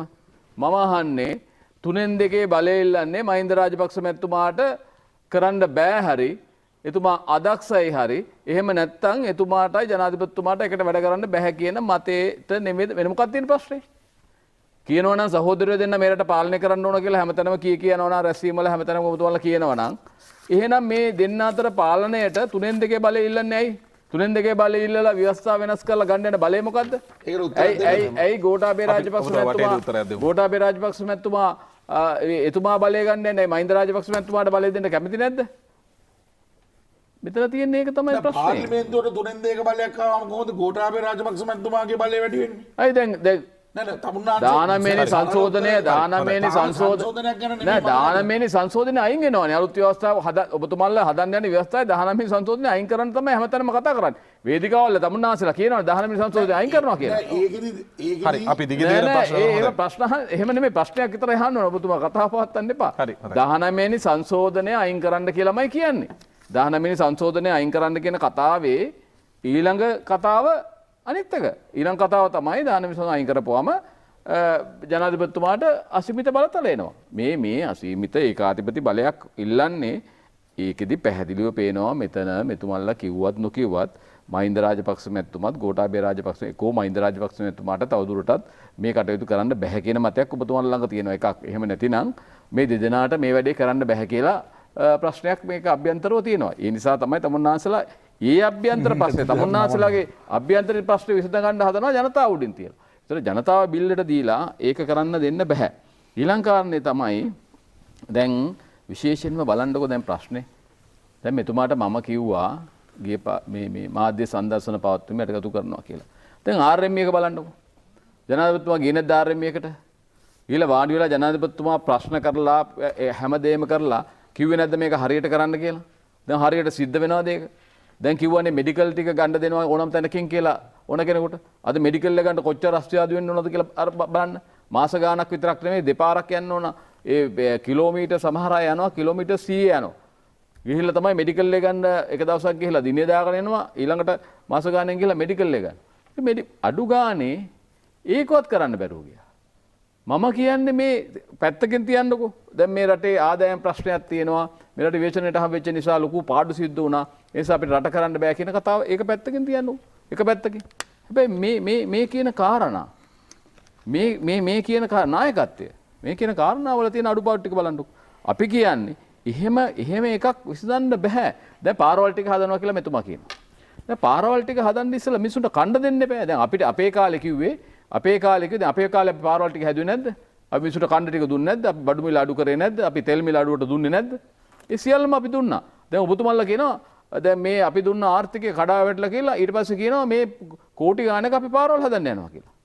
ඒක කෝටි ගාණක පාරවල් හදද්දි මේ අහිංසක ගමේ ඉන්න දුප්පත් මිනිහට කණ්ඩ දීලා ඉන්න එපා ඉස්සෙල්ලා. ඒ මනුස්සයට කන්න පුළුවන්ද අද ගිහිල්ලා සීනි කිලෝ එකක් පරිප්පු කිලෝ එකක් හාල් කිලෝ එකක් ගද්දි කොහොම මොකද්ද එයාගේ තත්ත්වය? එයාගේ මොකද්ද ආදායම් තත්ත්වය? දැන් මේක අපි ගලපන්න ඕනනේ. ආදායම මොකද්ද? වියදම මොකද්ද කියලා මේ දෙක ගලපන්න බෑ මිනිහෙක් ජීවත් කරවන්න. ඒතර මැද ඉන්න මිනිහා ජීවත් කරවන්න මේ දෙක බලපානවා නම් අපි දැනගන්න ඕන රටක් හැටියට අපි ඒක තමයි කට කරනකම් ඔබතුමන්ලට කිව්වේ අපි සූදානම් ඔබතුමන්ලත් එක්ක සහයෝගයෙන් වැඩ කරන්න මිනිසුගේ ආදායම් ටික වැඩි කරන්න. රටේ ජනතාවගේ ආදායම් ටික වැඩි කරලා ජනතාවට කන්න බොන්න දීලා අඳින්න දීලා ගෙදරක හොඳට ජීවත් කරන්න අවශ්‍ය කරන වැඩසටහන අපි කරමු එකතු වෙලා කියලා අපි කිව්වා. හැබැයි ඔයාලට එතකොට චෝදනාවක් වෙනවා අර ගෙනාපු අයවැයටවත් සහයෝගයක් දැක්ුවේ නැහැ නේ. බොරුනේ කතානේ බොරු පට්ටපල් බොරුවන්නේ කියන්නේ ජනතාවට. ඕකනේ තියෙන ප්‍රශ්න තියෙන්නේ. ඒ බොරුණු කියන්න බැරි මේගොල්ලන්ට. අපි ඒ අයවැයට කිසි ගෙනාපු වැසීර්සේ ප්‍රශ්න ටිකට අපි කිසිසේත් අකමැති වුණේ නැහැ. අපි පැහැදිලිව දැන් උනත් දාලා බලන්නකො මොකද්ද කිව්වේ සජිත් ප්‍රේමදාස මහත්මයා අපේ විපක්ෂ નાයකතුමා ඒ වෙලාවේ නැකිట్లా මොනවද කිව්වේ? ණය සීමාව වැඩි කරනවට විතරයි අකමැති කිව්වේ. පැහැදිලිව එතුමා කතානායකතුමා කියන වෙලාවේදී කතානායකතුමාට වෙනම නැකිట్లా කිව්වා කරුණා කරලා මේක සම්පූර්ණ ප්‍රතික්ෂේප කරනවා. නෑ ඒ වෙලාවේදී ඒ සහයෝගයේ ඔය ඇයි අරුන්දක මන්තුමා මේ බොරුවක් කියන්නේ මේ ජනතාව බලාගෙන ඉන්නවා. නෑ බොරුවක් නෙමෙයි තමුන්නාන්ස හොඳට බලන්න. නෑ හොඳට අරගෙන බලන්න මෙහෙමයි. තමුන්නාන්සට වෙන අරමුණක් තිබ්බයි. ප්‍රශ්නයක් විතරක් අහන්න මොකද? වෙන අරමුණක් නෑ කිසිම අරමුණක් නෑ. අපි පැහැදිලිව කිව්වා අපි කණ්ඩායම් වාඩි වෙලා දීර්ඝව කතා කරා මේක. දීර්ඝව කතා කරලා විපක්ෂ නායකතුමා කිව්වා ඔබතුමන්ලා කියන්න අදහස මොකද්ද අපි මේ වෙලේ ගන්න තීන්දුව කියලා. ඒ තීන්දුව තමයි අවසානයේ ගත්තේ අපි මේගොල්ලෝ වියදම් කරන ඒ වැය ශීර්ෂයට අපි එකඟයි. ඒක කිසිම ප්‍රශ්නයක් නෑ. ඒකට අපි එකඟ වුණා. හැබැයි අපි එකඟ වුණේ නෑ ණය සීමාව ඉක්මන මේගොල්ලොම අපිට ණය ගන්නවා ණය බරෙන් රට විනාශ කරලා තියෙනවා කිය නැවත ණය සීමාව ණය ගන්න පුළුවන් සීමාව වැඩි කරලා තවත් ණය ගන්න හදනවා කියන එකට අපි අකමැති නොවනම් අපි විපක්ෂයක් වෙන්නේ කොහොමද ඒක? අපි විපක්ෂ කාර්යභාරය එතනදී සිද්ධ කරා ජනතාව වෙනුවෙන්. එතකොට අපි විපක්ෂ කාර්යභාරය සිද්ධ කරේ ජනතාවට සිතක් සලසන්න නම් මෙතුමන්ලා එළියට ඇවිල්ලා අර දෙකම තියලා ඇඟේ ගහගත්තා. දැන් මේ මෙතුමන්ලානේ අයින් කරගත්තා. මෙතුමන්ලාට දාන්න තිබුණානේ ඒක. දාලා අන්න දාලා ඉවරලා කියන්න තිබුණානේ අපි විරුද්ධ නම් විරුද්ධ වෙන එක ගැන දාන්න තිබුණා. මේගොල්ලෝ දැම්මේ නැහනේ. මේගොල්ලෝ දාන්න නැතුවනේ බොරුවට කියන්නේ අපි දැම්මා මෙහෙම එකකට විරුද්ධ වුණා කියලා. ඒකනේ මම කියන්නේ පට්ටපල් බොරුවක් කියලා. ජනතාව දැනගන්න ඕන මේක දැම්මේ නැහැ. පළවෙනි කාරණේ. දෙවෙනි කාරණේ තමයි මේගොල්ලෝ දාන්න යෝජනාව ගේනකොටම අපි කිව්වා අපි සූදානම් සියලුම වැයබර ටික වැය කරන්න හදන ඒ අස්තමේන්තුව අපි කැමති. හැබැයි රටේ මිනිසුන්ව ණය කරන්න ණය සීමාව ගන්න සීමාව වැඩි කරන එකට අපි විරුද්ධයි කියලා පැහැදිලිව අවසන් කරමු. විපක්ෂ නායකතුමා නැකිටලා දෙපාරක් සටහන් කරගන්න කියලා ප්‍රකාශයක් කරා. ඒක ඔබතුමාලා ඔක්කොම හිටියා. ආන්න ප්‍රශ්නයක් කමන්නේ මට වෙලාව දෙන්න තමුන්නාන්සලා කණ්ඩායම් අතරත් පරස්පරතා තිබ්බනේ. රනිල් වික්‍රමසිංහ මහත්තයා කණ්ඩායම තමුන්නාන්සලා කණ්ඩායමයි ඔය මොහොත වෙනකොටත් තමුන්නාන්සලා අතරත් පරස්පරතා තිබ්බනේ. දැන් තමුන්නාන්සලා දැන් මේ දැන් ඔය සිද්ධිය වෙනකොට අපි කෙටියෙන් ප්‍රශ්න අහමු. තිබුණද කියලා අහන්න. තිබුණා තිබුණා කියලා කියනවනේ. ඒක මට තිබුණාද තිබුණාද මගේ ප්‍රශ්නයක් තිබුණාද කියලා අපි දන්නවා තිබුණයි කියලා. නෑ. එකකතාවයක් තිබෙන්නේ නැහැ. අපි කෙටියෙන් උත්තර දෙමු. කෙටියෙන් උත්තර ඕකට හොඳ උත්තරයක් දෙන්නම්. හොඳ උත්තරයක් දෙන්නම්. ඔබතුමල්ලට අමතක වෙලා තියෙනවා අවුරුදු 20ක් මේ රට පාලනය කරලා තමයි අවුරුදු 4මාරකට කෙටි කාලයකට අපිට දුන්නේ. දෙයියනේ අර අවුරුදු 20ෙම නොකරපු දේවල් ටික දැන් අපේ අවුරුදු 4මාරට දාලා කතා කරනවා එකපාර ඉපදුනා වගේ. ඒ අවුරුදු 4මාරෙත් මතක තියාගන්න. ඒ අවුරුදු 4මාරෙත් අවසන් කරන්නේ. ඒ අවුරුදු 4මාරෙත් මතක තියාගන්න. ඒ අවුරුදු 4මාරෙත් තමුන්නාන්සලා අපිත් එක්ක කට්ටිය කියනවානේ 4මාර මොකුත් කෙරුන්නේ නැහැ කියලා. හරි අපි අවසන් කරන්න දෙමු. මෙතන කාලය අවසන් වෙනවා. හොඳයි අවසන් කරමු. ඒ අවුරුදු 4මාරෙත් දෙයියනේ මෛත්‍රීපාල කෙලෙහි ගුණ නොදන්න මෛත්‍රීපාල සිරිසේන මැතිතුමා ඇතුළු ඔය හොඳම ඇමතිකන් ටික කරේ ඔබතුමල්ලගේ කණ්ඩායම අපේ ඉඳගෙන අපේ එකත් විනාශ කරලා අපිවත් විනාශ කරලා අපේ ඡන්දදායකත් අසරණ කරලා තමයි ගියේ. ඉතින් ඒ කුමන්ත්‍රණය අපේ අපේ කාස්සේ සිද්ධ වෙච්ච නිසා තමයි මේකුනේ. හොඳ දේවල් සහ නරක දේවල් දෙකක් තියෙනවා. හොඳ දේවල් හොඳයි කියනවා නරක දේවල් නරකයි කියනවා. හොඳයි බොහොම ස්තුතියි බොහොම ස්තුතියි. තාරක බාලසුමැතිතුමා ඔබතුමාට අවස්ථාවක් පිළිතුරු දෙන්න. ඔව් මම හිතන ප්‍රශ්න කීපයක් තිබෙනවා පිළිතුරු දෙන්න. මම ඉස්සෙල්ලාම තුනෙන් දෙකේ කතාව පැහැදිලි කරලා ඉන්නම් මොකෝ අපේ හෙක්ටර් පුහාමී මන්ත්‍රීතුමා හිතනවා මේ තුනෙන් දෙකක් අපි ඉල්ලන්නේ මේ ඒකාධිපති පාලනයක් මේවා කරන්න කියලා. ඒ පිළිබඳව නෙවෙයි. මොකද මේ ඇත්තටම අපේ හිත්‍රි මහත්මයා කියන මේ 19 වෙනි සංශෝධනයෙන් ඇත්තටම රාජ්‍ය දුර්වල වුණා. මම කියන්නේ ආණ්ඩුව නෙවෙයි රාජ්‍ය දුර්වල වුණා. මොකද මෙතනදී අර මොන්ටෙස්කියුගේ ඒ මොකද ඩිවිෂන් ඔෆ් මේ අපි ගත්තොත් මොන්ටෙස්කියු කියන විදිහට ඒ විධායක අධිකරණය ඒ වගේම ව්‍යවස්ථාදායකයේ ඒ බෙදීම බලය බෙදීමේදී මෙතනදී මේ චෙක්ස් ඇන්ඩ් බැලන්සස් තිබෙන්න ඕනේ එකින් එකට. හරි හැබැයි ඔබතුමාලා කරේ ඒක නෙවෙයි. ඔබතුමාලා 19 වෙනි සංශෝධනය කියලා චෙක්ස් ඇන්ඩ් බැලන්සස් දුන්නා ඉන්ඩිපෙන්ඩන්ට් කමිෂන් කියලා වෙනම සෙට් එකකට. ඒ මොකක්ද දුන්නේ? ඒ NGO සෙට් එකකට දුන්නේ. දිල්රුක්චි ඩයස්ලා පොඩ්ඩක් මට පැහැදිලි කරලා දෙන්න මොකක්ද මේ කොමිෂන් සභාවලට සම්බන්ධ NGOs කියලා? NGO සෙට් එක මොකද්ද? මොකද NGO සෙට් එක කොමිෂන් සභාවල හුඟක් දාලා ඉන්නේ NGO සෙට් එක දාලා තිබෙන්නේ. කවුද නම් කියන්නේ NGO කාර්යවලගේ නම් කියන්නේ? දිල්රුක්ෂි ඩයස්ලා එතකොට දිල්රුක්ෂි ඩයස් NGO කියන්නේ දිල්රුක්ෂි ඩයස් කවුද මේ අපේ මොකද මේක ඉන්නේ මම ඒක නම් ටික කියන්නකෝ දැන් අපේ මේ කවුද අපේ මැතිවරණ කොමිසමේ ඉන්න කෙනා මොකද මැතිවරණ කොමිසමේට දාලා තියෙන කෙනාගේ හරි මගේ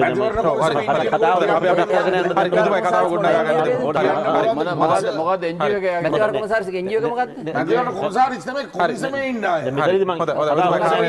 හරි මෙතුමයි කතාව ගොඩනගා මම පැහැදිලිව කියන්නේ ඒ අපි කියමුකෝ අධිකරණයේ බලය පාර්ලිමේන්තුවෙන් හරි පාර්ලිමේන්තුවේ බලය විධායකෙන් හරි විධායක බලය අධිකරණයෙන් චෙක් කරනවා මිසක් ඒක එකකින් එළියට යන්නේ නැහැ. එහෙමයි අනික් රටවල් වල තිබෙන්නේ. හැබැයි ඊපස්සේ දැන් ඒ හින්දා තමයි අපි මේක වෙනස් කරන්නේ. දැන් අපි ගත්තොත් එහෙම 3 අපි ගත්තොත් එහෙම ජනාධිපතිතුමාපත් වෙලා දැන් ඊපස්සේ ඒ නොවැම්බර් මාසයේ එතකොට පාර්ලිමේන්තුව තියෙන්නේ. එතකොට අගෝස්තු මාසයේ එතකොට මාස 9ක් ගිහිල්ලා තිබෙනවා. එතකොට අපි කියමුකෝ මේ පරතරය එන්න වැඩි වුණොත් එහෙම එතකොට රට අක්‍රිය වෙනවා. හරි ඉතින් එතකොට අනික් කාරණාව තමයි මේක වෙනස් කරලා මේ කමිෂන් සභා තුන අවලං කරන එකද බලාපොරොත්තු වෙන්නේ. ඒක මම පස්සේ පිළිතුරු දෙන්න මේ ප්‍රශ්න ටිකට පිළිතුරු දීලා ඉන්නම්කෝ. ඊට පස්සේ මෙතුමා කිව්වා අපේ මේ සජිත් ප්‍රේමදාස මහත්තයා මොකද කිව්වා මේ ණය බර්තාවේ වැඩි කරනවට විරුද්ධයි කියලා. ඒ හින්දා තමයි ඡන්ද දුන්නේ නැත්තේ කියලා. ඡන්ද දුන්නේ නැත ඒ සහයෝගය දුන්නේ නැත්තේ කියලා. හැබැයි දැන් සජිත් ප්‍රේමදාස මහත්තයාට ඔච්චර දැක්මක් තිබෙනවා නම් එතුමා ඔය ජනවාරි මාසෙම මේ කොවිඩ් ගැන පාර්ලිමේන්තුවේදී කිව්වා කියලා ඔබතුමාලා කියන නිසා එතකොට මේ කොවිඩ් වසංගතයෙන් වෙන්න මෙච්චර බලපෑමක් එනවා කිව්වා නම් එතකොට එතුමාට ඒ වගකීමක් නැද්ද යම්කිසි විදිහකට රාජ්‍යයට උදව් කරන්න? එතුමා ඒ වගකීමෙන් බැහැර හැරියේ මට පොඩි ප්‍රශ්නයක් අහන්න ඕන. දැන් සජිත් ප්‍රේමදාස මහත්මයා ඔබතුමාලට උදව් නොකර කරපු හානිය මොකද්ද කියන්නේ බං? නෑ ඔබතුමා සහයෝගය දුන්නේ නෑ ඒ මොකක් සහයෝගය දුන්නේ නැති මුදල් පනතර ඔබතුමා දැන් ඔබතුමා ආයේ බොරුවම කියනවා ඔබතුමා ජනතාවට දැන් ඔබතුමාම කියනවානේ මුදල් පනතට අපි ඔබතුමාලා දැම්මද පාර්ලිමේන්තුවට කියන්න කඩු ගානේ නෑ ඔබතුමා කිව්වේ නැද්ද දැන් ණය බර පාර්ලිමේන්තුවට දැම්මද නෑ ජනතාවට කියන්නකෝ පාර්ලිමේන්තුවට දැම්මද කියලා ඔබතුමා කිව්වා දැන් ඔබතුමාම නෑ ජනතාවට කියන්න පාර්ලිමේන්තුවට දැම්මද කියලා උත්තර දෙන්න. උත්තර දෙන්න දෙන්නකෝ වෙලාව දෙන්නේ නෑ නේ උත්තරේ. ඉතින් දැන් මෙතුමාම කිව්වා හරි මේ පනතට විරුද්ධ වුණේ නෑ ඒ වුණාට ඒ ණය සීලිං එක මේ වැඩි කරනවට විරුද්ධයි කියලා. හැබැයි මම අහන්නේ එතකොට මෙතුමන්ම කියනවා සජිත් ප්‍රේමදාස මහත්තයා ජනවාරි වලදී මේ කොවිඩ් ගැන දැනගෙන හිටියලු. ඒක දැනගෙන හිටියා නම් හරි. එතකොට මේ අනිවාර්යයෙන්ම ණය වැඩි වෙන්න ඕනේ කියලා දැනගන්න එපා. මේ කොවිඩ් වසංගතයක් එනවා කියලා දැනගෙන හිටියා නම්. එතකොට ඇයි එහෙනම් එතකොට සහයෝගය ණය වැඩි කරනවට අගමැති වුණේ කැමති නැති වුණේ කියන එක තමයි මම තමුන්නාසලාගේ ප්‍රශ්නේ අහන්නේ. ඒ වගේම අනික් කාරණාව තමයි දැන් මේ දේශීය ආර්ථිකය අපි ආර්ථිකය ගැන කතා කරා. දැන් අපි අනිවාර්යයෙන් අපේ මේ කිත්තරි මහත්තයා ඊටාම මම හිතන්නේ නීතිඥයෙක් හැටියට බොනද ලෙස කතා කරේ. මම හිතන්නේ මේ රටේ මිනිස්සු මේ එතුමා හිතන්නේ මේ දන්නේ නැහැ කියලා මේ කොවිඩ් වසංගතයක් තියෙනවා කියලා. ඊයින් පස්සේ මෙතුමා මේ මම කිව්වේ කොවිඩ් වසංගතයට ඔබතුමා කියපදේ නෙමෙයි. අපි ඔබතුමා ඊළඟ වටේදී ඔබතුමාට වැඩි කරන්න. ඒකට මේ ප්‍රශ්නත් දෙක තමයි අපි අපේ පොරොන්දු අපි ඉෂ්ට කරනවා. අපි රැකියා ලක්ෂ දෙනවා. ඒ වගේම අපි උපාධිධාරීන්ට රැකියා 54000 දෙනවා. ඒ වගේම ගුරු සහායකට රැකියා 50000ක් එක දෙනවා. ඒ වගේම අපේ අරුන්දිත මන්ත්‍රීතුමා කියපු අන්දමර දැන්ටම හැම වසමකටම ලක්ෂ 20ක් ඇවිදින් තිබෙනවා. හරි ඒ වගේම කිලෝමීටර් ඔබතුමාට බාධක නොකර මට මගේ පොඩි ප්‍රශ්න දෙකක් ප්‍රශ්න මේ කියන දේට අදාළව ලක්ෂ 20 ගානේ දෙන්න පුළුවන් තුලානකට. හැබැයි අර මේ කොවිඩ් වසංගතේටත් මහන්සි වෙච්ච තමන්ගේ ජීවිත කැප කරපු රජේසේවකට පඩිය දෙන්න බැරි එක කපන්නේ. ඊට පස්සේ දැන් අපේ හෙක්ටර් අපුහාමි මන්ත්‍රීතුමා කිව්වා මොකද මිනිසුන්ට කණ්ඩ බොණ්ඩ දෙන්න ඒ ආර්ථිකයක් හදන්න කියලා. අපි මේ කණ්ඩ බොණ්ඩ දෙන්න ආර්ථිකයක් මේ කට්ටිය වගේ ණය අරගෙන මේ කණ්ඩ බොණ්ඩ දෙන ආර්ථිකයක් නෙවෙයි හදන්නේ. අපි මේ දේශීය ආර්ථිකයක් අපි නගා සිටවනවා. ප්‍රශ්නයක් පොඩ්ඩක් කියන්න. අපි මෙතන පොඩ්ඩක් කතා කරන්න ගන්න දෙමු මොකද දිගින් දිගට ප්‍රශ්න නිසා. ඉතින් දැන් අපි ගත්තොත් දැන් මම මේ කෑගල්ලෙන් ඒ කියන්නේ බැලන්ස් නෑ මේ වැඩේ. ඒ කියන්නේ මේ ප්‍රශ්නය නෑ නෑ එතකොට අපි දිගින් දිගටම ප්‍රශ්න යොමු කරමු නිසා. කතා කරන්න දෙන්නේ නැහැ මේ කට්ටිය. දැන් මේ ප්‍රශ්නයකට ඒකට උත්තර දෙන්න. ඒකට උත්තර ගමු. ප්‍රශ්නයකට උත්තර දෙන්නේ නැහැ. ශාමර මම අද කෑගල්ල ගිහිල්ලා එන ගමන් මම දැක්කා ඒ ඩිමෝ බට්ට එක්ක ඊට පස්සේ මල්ලි කෙනෙක් ඒ සරුංගල් විකුණනවා. සරුංගල් විකරනවා. එතකොට ඒ ආර්ථිකය හදනවා කියන්නේ දැන් අපි ගත්තොත් එම් ප්‍රතිඅපදාය නවත්තලා තිබෙනවා. හරි දැන් මගේ ඒ ඩ්‍රයිවර් මහත්තයා කිව්වා නෝනා ගිහිල්ලා දැන් මේ දවස්වල පුවක් එක්කව කරනවා කියලා. ඒයි පුවක් ගෙඩියකට රුපියල් 8ක් 10ක් වගේ මිලක් ගන්න පුළුවන්. දැන් කරුංක රුපියල් 500ට යන්නේ. දැන් තේ දැල්ලට යනවා 500යි 525 කරුංක යන්නේ. එතකොට තේ දැල්ලක් යනවා 107ට 109ට යනවා. හරි. එතකොට අපි ගිය ආණ්ඩුවේදී අපි අල්පෙනෙත්තේ ඉඳන් සරුංගලය දක්වා අපි චීනෙන් ගෙනාවා. හොඳයි. හරි. අපි මෙතුමා ප්‍රශ්න වලට දෙමු. හොඳයි පුතා ප්‍රශ්න. මම දැන් මේ ප්‍රශ්නේ මට දෙන්න. ප්‍රශ්නය අහන්න. මෙතුමා එක ප්‍රශ්නයකටත් අපි උත්තර දුන්නේ නැහැ. ඊට පස්සේ දැන් ප්‍රශ්න ඔව් මෙතුමා දැන් අර නැගූ කාරණාවලට පිළිතුරු දීමත් ඇමතුමනේ ඔබතුමාගේ දෙන්නේ. ඔව් ඔබතුමාගේ නැගූ කාරණේ තමයි රාජ්‍ය සේවකයන්ගේ පඩිය කප්පාදු කරන්නේ කියන එක. රාජ්‍ය සේවකයන්ගේ පඩිය කප්පාදු කරේ නැහැ. මොකද දැන් ඔබතුමාගේ දැන් මම අහන ඔබතුමා කියනවා මේ කණ්ඩ දෙනෙක් ගැන කතාවයි පාර හදනෙක් ගැන කතාවයි. ඔබතුමායි කණ්ඩ දෙන ඉතින් ලක්ෂ 20 දැන් රජේසේවකගේ පඩිය ඉල්ලුවේ නැද්ද? එතකොට පඩිය කපන්න ගියේ නැද්ද? එතකොට දීපනා කපන්නේ නැද්ද? එතකොට මේ උද්ඝෝෂණය කරන්නේ බොරුවටද? බොරු කියන්නේ. හරි. කැමැත්තෙන් දෙන්න කියලා එකක් කිව්වා. ඔබතුමා බොරුව අහපො කියන්නේ එපා. කැමැත්තෙන් ඔබතුමාට මොකක්ද ඔප්පු කරන්න තියෙනවද? මේ දැන් ඔබතුමාට මේ මම කියන්නේ මේ පට්ටපල් බොරු කියන්න එපා. දැන් ඔබතුමාට මොකක්ද ඔප්පු කරන්න තියෙනවද? මෙන්න මේ කට්ටියගේ මේ පඩි කැපුවා කියලා. හරි. ඔබතුමා බොරු කියන්න එපා. අයියෝ. ජනතාව මට්ටමට වැටෙන්න එපා මාත්‍යෝ. පඩිය කපයි කියලා. පඩිය කපයි කියන එකයි මේ පඩිය කපනවා කියන එක බොරුවක් නේ කියන්න ඔබතුමා. හරි. ඊයින් පස්සේ දැන් ඔබතුමාලගේ ඔබතුමාගේ ප්‍රශ්නේ පිළිතුර හරි. අන්තිමට ඔබතුමාලා කළමනාකරණය කොතනින්ද ඉවරුනේ කියලා දන්නවනේ. හරි. ඊපස් අප්‍රේල් 21 වෙනිදා ඉවරුනේ. ඊපස් අප්‍රේල් 21 වෙනිදා ඊයින් පස්සේ මොකද්ද උනේ? ඊයින් පස්සේ අපි මේ කට්ටියම කොමිෂන් සභාවක් දැම්මා. කොමිෂන් සභාවෙන් ඊයින් පස්සේ හෙරිද කොහොමද මොකද්ද අර රිෂාඩ් බදුඩීන්ලට සුදුහුණු ගහන්න තමයි කොමිෂන් සභාව දැම්මේ. දැන් ඊයින් පස්සේ අපි ජනාධිපති කොමිෂන් සභාවක් දැම්මා.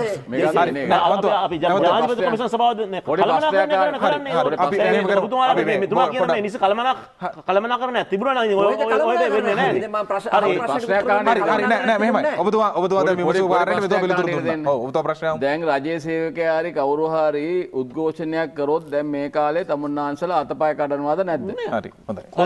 මොකද වෙනම ජනාධිපතිතුමාන්නේ නැද්ද ඔද කියලා ඇහුවේ. කරන්නේ දැන් මගේ මේ කාලේ හරි දැන් මෙතුමාට උත්තර දෙන්න. හරි ජනාධිපතිතුමාගේ ප්‍රශ්න වල කාලේ අයින් වෙලා තමයි උතුරු කාලේ. ලේකම් කාර්යාලය කාර්යාලය ගාවම දාලා තියෙනවා මේ එතන උද්ඝෝෂණ කරන්න කැමති කට්ටියට එතන ඕන කෙනෙක්ට ඇවිදින් උද්ඝෝෂණ කරන්න පුළුවන්. හරි. මම හැබැයි හෙක්ටර් අප්පු අම්මාත්යාගෙන ප්‍රශ්න අහන්න කැමතියි. දැන් එතකොට දැන් අපි ගත්තොත් අපේ සුජීව මන්ත්‍රීතුමා ගිහිල්ලා අර මැතිවරණ කොමිසමටම ගිහිල්ලා කිව්වා මොකද්ද මේ අර ජනාධිපති කොමිෂන් සභාව අප්‍රේල් 21 වෙනිදා ඒක ගැන හොයන්න තියෙන එක ඒකේ හෙළිදරව් කරන්න එපා කියලා. ඔබතුමාගේ මතය මොකද්ද? ඔබතුමාලා හිතනවද ඔබතුමාලාගේ ආණ්ඩුව කාලයේදී ඒ පාර්ලිමේන්තුවේදී කරපු ඒ කොමිෂන් සභාව ඒක ඔබතුමා කතෝලිකයෙක් හැටියට ඒකෙන් සාධාරණයක් කළොත් කතෝලිකයන්ට වුණා කියලා. ඒකෙන් සුදුහුණු ගහමක් නෙමෙයිද වුණේ කියන එක මම ඔබතුමාගෙන් ඒක අහන්න කැමතියි. උත්තර දෙමු. මේ වටේදී පිටු දෙන්න. එහෙම ඔබතුමා කාලේ දෙනවනේ මෙතන උත්තර දෙන්න. මගේ කාලේ දෙන්නේ නැහැ. මම මොකද මගේ කාලේ දෙන්නේ. ඉතින් මම මෙතනදී පැහැදිලිව කියන්නේ මේ අපි ඒ ආර්ථිකය නගා සිටවනවා. හැබැයි අපි ආර්ථිකය නගා සිටවන්නේ අපි ඒ දේශිකත්වයට අපි යම්කිසි තැනක් දෙනවා. දැන් මේ මම දැක්කා අද කවුද අපේ රාජ්‍ය සේනාධිපති නැමැතුමා කියන මේ දේශිකත්වයට තැනක් දෙනවා කියන්නේ මේ අර 70 ඉඳන් 77 ආර්ථිකයට යනවා කියලා. 70 ඉඳන් 77 ආර්ථිකයට යන එකක් නෙවෙයි දේශිකත්වයට නැහත් දෙනවා කියන්නේ. හැබැයි මේ නියෝ ලිබරල් ආර්ථිකයෙන් ඇල්පෙනෙත් ඉඳන් අර සරුංගලයට පිටරටින් ගේන එකට ඒක නවත්තනවා. අද අපේ රට වටේම තියෙන්නේ මුහුද. හැබැයි අපි ලුණු ටිකක් තීන් පස්සේ මේ කට්ටිය කාලේ ගෙනාවේ ඉන්දියාවේ. අපේ කට්ටිය කාලේ ඊයින් පස්සේ මිලියන අපි මිලියන 380ක් අපි ඇමරිකන් ඩොලර් වියදම් කරනවා පළතුරු ටික ගේන්න. ඒ වගේම අපි තව විශාල මුදල් ප්‍රමාණයක් අපි වියදම් පිට ගේනවා කිරි පිටට ගේන්න. ඉතින් අපි දේශීය ආර්ථිකයක් නගා සිටිනවා කියන්නේ මෙන්න මෙව්ව ටික අපි ශක්තිමත් කරන්න ඕනේ. දැන් අපි කියමුකෝ කාලය අවසන් වෙලා තියෙනවා. ඒ වගේම චාමර අනිත් එක උත්තර දෙන්න මම ප්‍රශ්නයක් අහන්න. දැන් අපේ මේ ඔය ගිය ආණ්ඩුව තිබිච්ච කාලේද ලුණු ගෙනාවේ ඕගොල්ලන් කාලේ ලුණු ගෙනාවේ නැහැ. ලුණු ගෙනාවේ කර පිට ලුණු ගෙනාවේ පිටරටින් ගෙනාවේ නැහැ. ගෙනාවේ නැහැ. හරි හොඳයි අවසන් ඔය කිව්වේ ලොකු බිරිඳක් නෝනේ කිව්වේ. හරි හොඳයි අවසන්ට ඔබතුමා අදහසක් කළා. හරි දැන් ඉතින් මං හිතන්නේ දැන් ඒක මෙතනින් මේ පිටරටින් බඩු ගේනවා ගේන්නේ නැති එක නෙවෙයි කියන්නේ. දැන් අපි ගත්තොත් එහෙම ටයිල් නිෂ්පාදනය දිහා බැලුවොත් එහෙම ටයිල් ලංකාවේ නිෂ්පාදනය කරන්නේ එක පුද්ගලයයි. එතකොට මේ ඒක ඒ පුද්ගලයා පොහොසත් කරන්න මේ අපි මේ ඒ පිටරටින් කියන ටයිල් වලට බද්දක් දාලා එහෙම කරන්නේ නැහැ.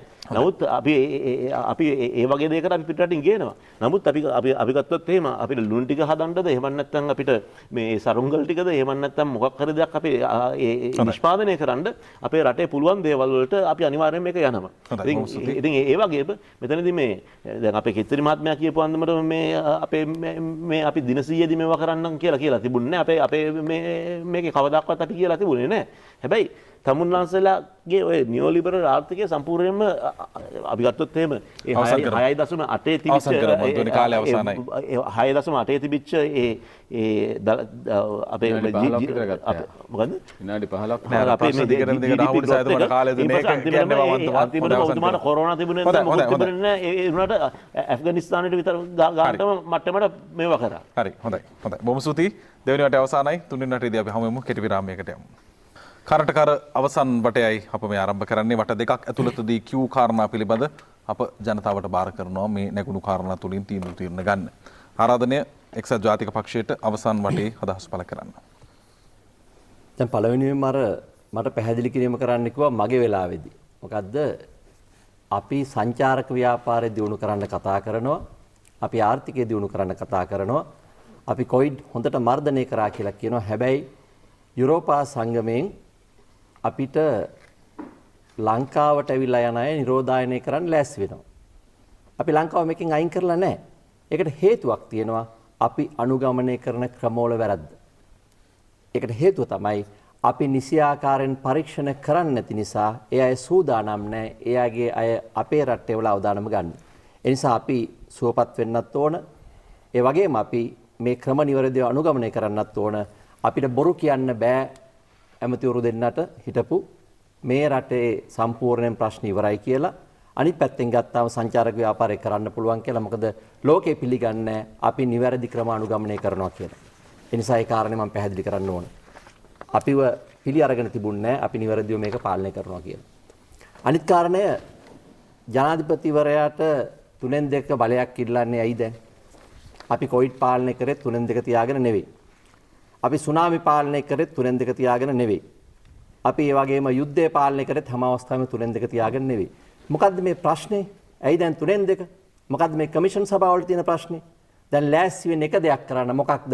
ඒකාධිපති බලයක් හදන්න. ඒක මේ ජනතාවගේ අවශ්‍යතාවයක්ද? නෑ. මේ අයියාගේ මල්ලිගේ ප්‍රශ්න විසඳ ගන්න. අයියාගේ මල්ලිගේ ප්‍රශ්න විසඳ ගන්න තමයි 3න් 2 බලයක් ඉල්ලන්නේ. ඇයි ව්‍යවස්ථාව වෙනස් කරලා අයියට වැඩි බලයක් මල්ලිට ගන්න. වෙන මොකද්ද මේකේ තියෙන හේතුව 3න් 2ක් ගන්න? 3න් 2ක් ගන්න වෙන ඉල්ලන්නේ කිසිම හේතුවක් නැහැ. 3න් 2 ඉල්ලන්නේ අයියාගේ මල්ලිගේ ප්‍රශ්න විසඳන්න. මම බොහොම පැහැදිලිව කියන්න කැමතියි මේ රටේ ජනතාව අයියාගේ මල්ලිගේ ප්‍රශ්න විසඳ ගන්න ප්‍රජාතන්ත්‍රවාදය නැති කරගන්න කැමති නැහැ කියලා. ඒ නිසා මේක මේ රටේ ජනතාව අනුගමනය කරන අනුමත කරන ක්‍රමයක් නෙවෙයි. අනිත් පැත්තෙන් ගත්තාම අපේ රටේ පහළ වෙච්ච දුර්වලම ජනාධිපතිවරයා කවුද කියලා හෙවොත් දැන් ගෝඨාභය රාජපක්ෂ කියලා බය නැතුව කියන්න පුළුවන්. ඒකට හේතු ගණනාවක් තියෙනවා. පහුගිය කාලය ඇතුළෙම ගෝඨාභය රාජපක්ෂ මැතිතුමා කියපු කිසි දෙයක් එතුමාට සාක්ෂාත් කරගන්න බැරි වුණා. එකක් තමයි එතුමා කියපු බඩු මිල එතුමා මේ දවසේ කියලා පහුදාට වෙනස් වුණා එක් කරගන්න බැරි වුණා. ඒකම මූල්‍ය සමාගම වල සහනේ ඒක දෙන්න බැරි වුණා. පොහොර දෙනවා කිව්වා ඒක දෙන්න බැරි වුණා. ඒ වගේම මේ වෙනකම්ම කියපු කිසි දෙයක් කරගන්න බැරි වුණා. අවසාන වශයෙන් කිව්වේ මං කිව්වා ඇහුවේ නැහැ කියලා විතරයි. අඩුම ගානේ අපි දැක්ක එතුමා හාල් කඩේකට ගිහිල්ලා ඉන්නවා. ලොකු මාධ්‍ය උද්ඝෝෂණයක් කරනවා. හැබැයි අවසාන වශයෙන් හාල් මුදලාලි කෙනෙක් ගාව දන ගැහුවා. මම වියලි මණ්ඩලයේ සභාපතිවලා ඉන්නකොට මට පුළුවන් වුණා අපේ ආණ්ඩුව තියෙන වෙලාවේ හාල් මිල රුපියල් 85ට තියලා පාලනය කරගන්න. අපි තැබේ තොගය නිශ්චිතව පවත්වාගෙන ගියා. ඒ වගේම අපි පෞද්ගලික අංශයත් එක්ක තරම් කළා රුපියල් 50 දක්වා වීබිල උඩට ගෙනාවා. හැබැයි ජනාධිපතිවරයාට බැරි වුණා හාල් මිල පාලනය කරගන්න මුදලාලට අවශ්‍ය විදිහට හාල් මිල තීරණය කරන්න මේ ජනාධිපතිවරයා ඉඩ දුන්නා. ඒ නිසා මේ ජනාධිපතිවරයාට අපි බොහොම පැහැදිලි දකින්න කාරණය තමයි මේ අවස්ථාවේ Taman කියන කිසි දෙයක් කරන්න බැරි තත්යකට පත් වෙලා ඉන්නවා. අනිත් පැත්තෙන් ගන්නකො රාජ්‍ය සේවකව විශ්වාස නැහැ. රාජ්‍ය සේවත් එක්ක ගනුදෙනු කරන්න බෑ. සිවිල් සේවයක්ද දැඩි අපහසුයකට පත් වෙලා තියෙනවා. සිවිල් සේවකයන්ට හමුදා නිලධාරීන් අනුයුක්ත කරමින් පවතිනවා. අද සිවිල් සේවකයන්ගේ විශ්වාසය කැඩලා වගේම සිවිල් සේවකයන් සිටිය යුතු තැන්වල හමුදා නිලධාරීන් ක්‍රියා කිරීම තුළ මේ පරිපාලනය අවුල් වෙමින් පවතිනවා. අනිත් පැත්තෙන් මුදල් අමාත්‍යවරයා ගැන විශ්වාස නැහැ.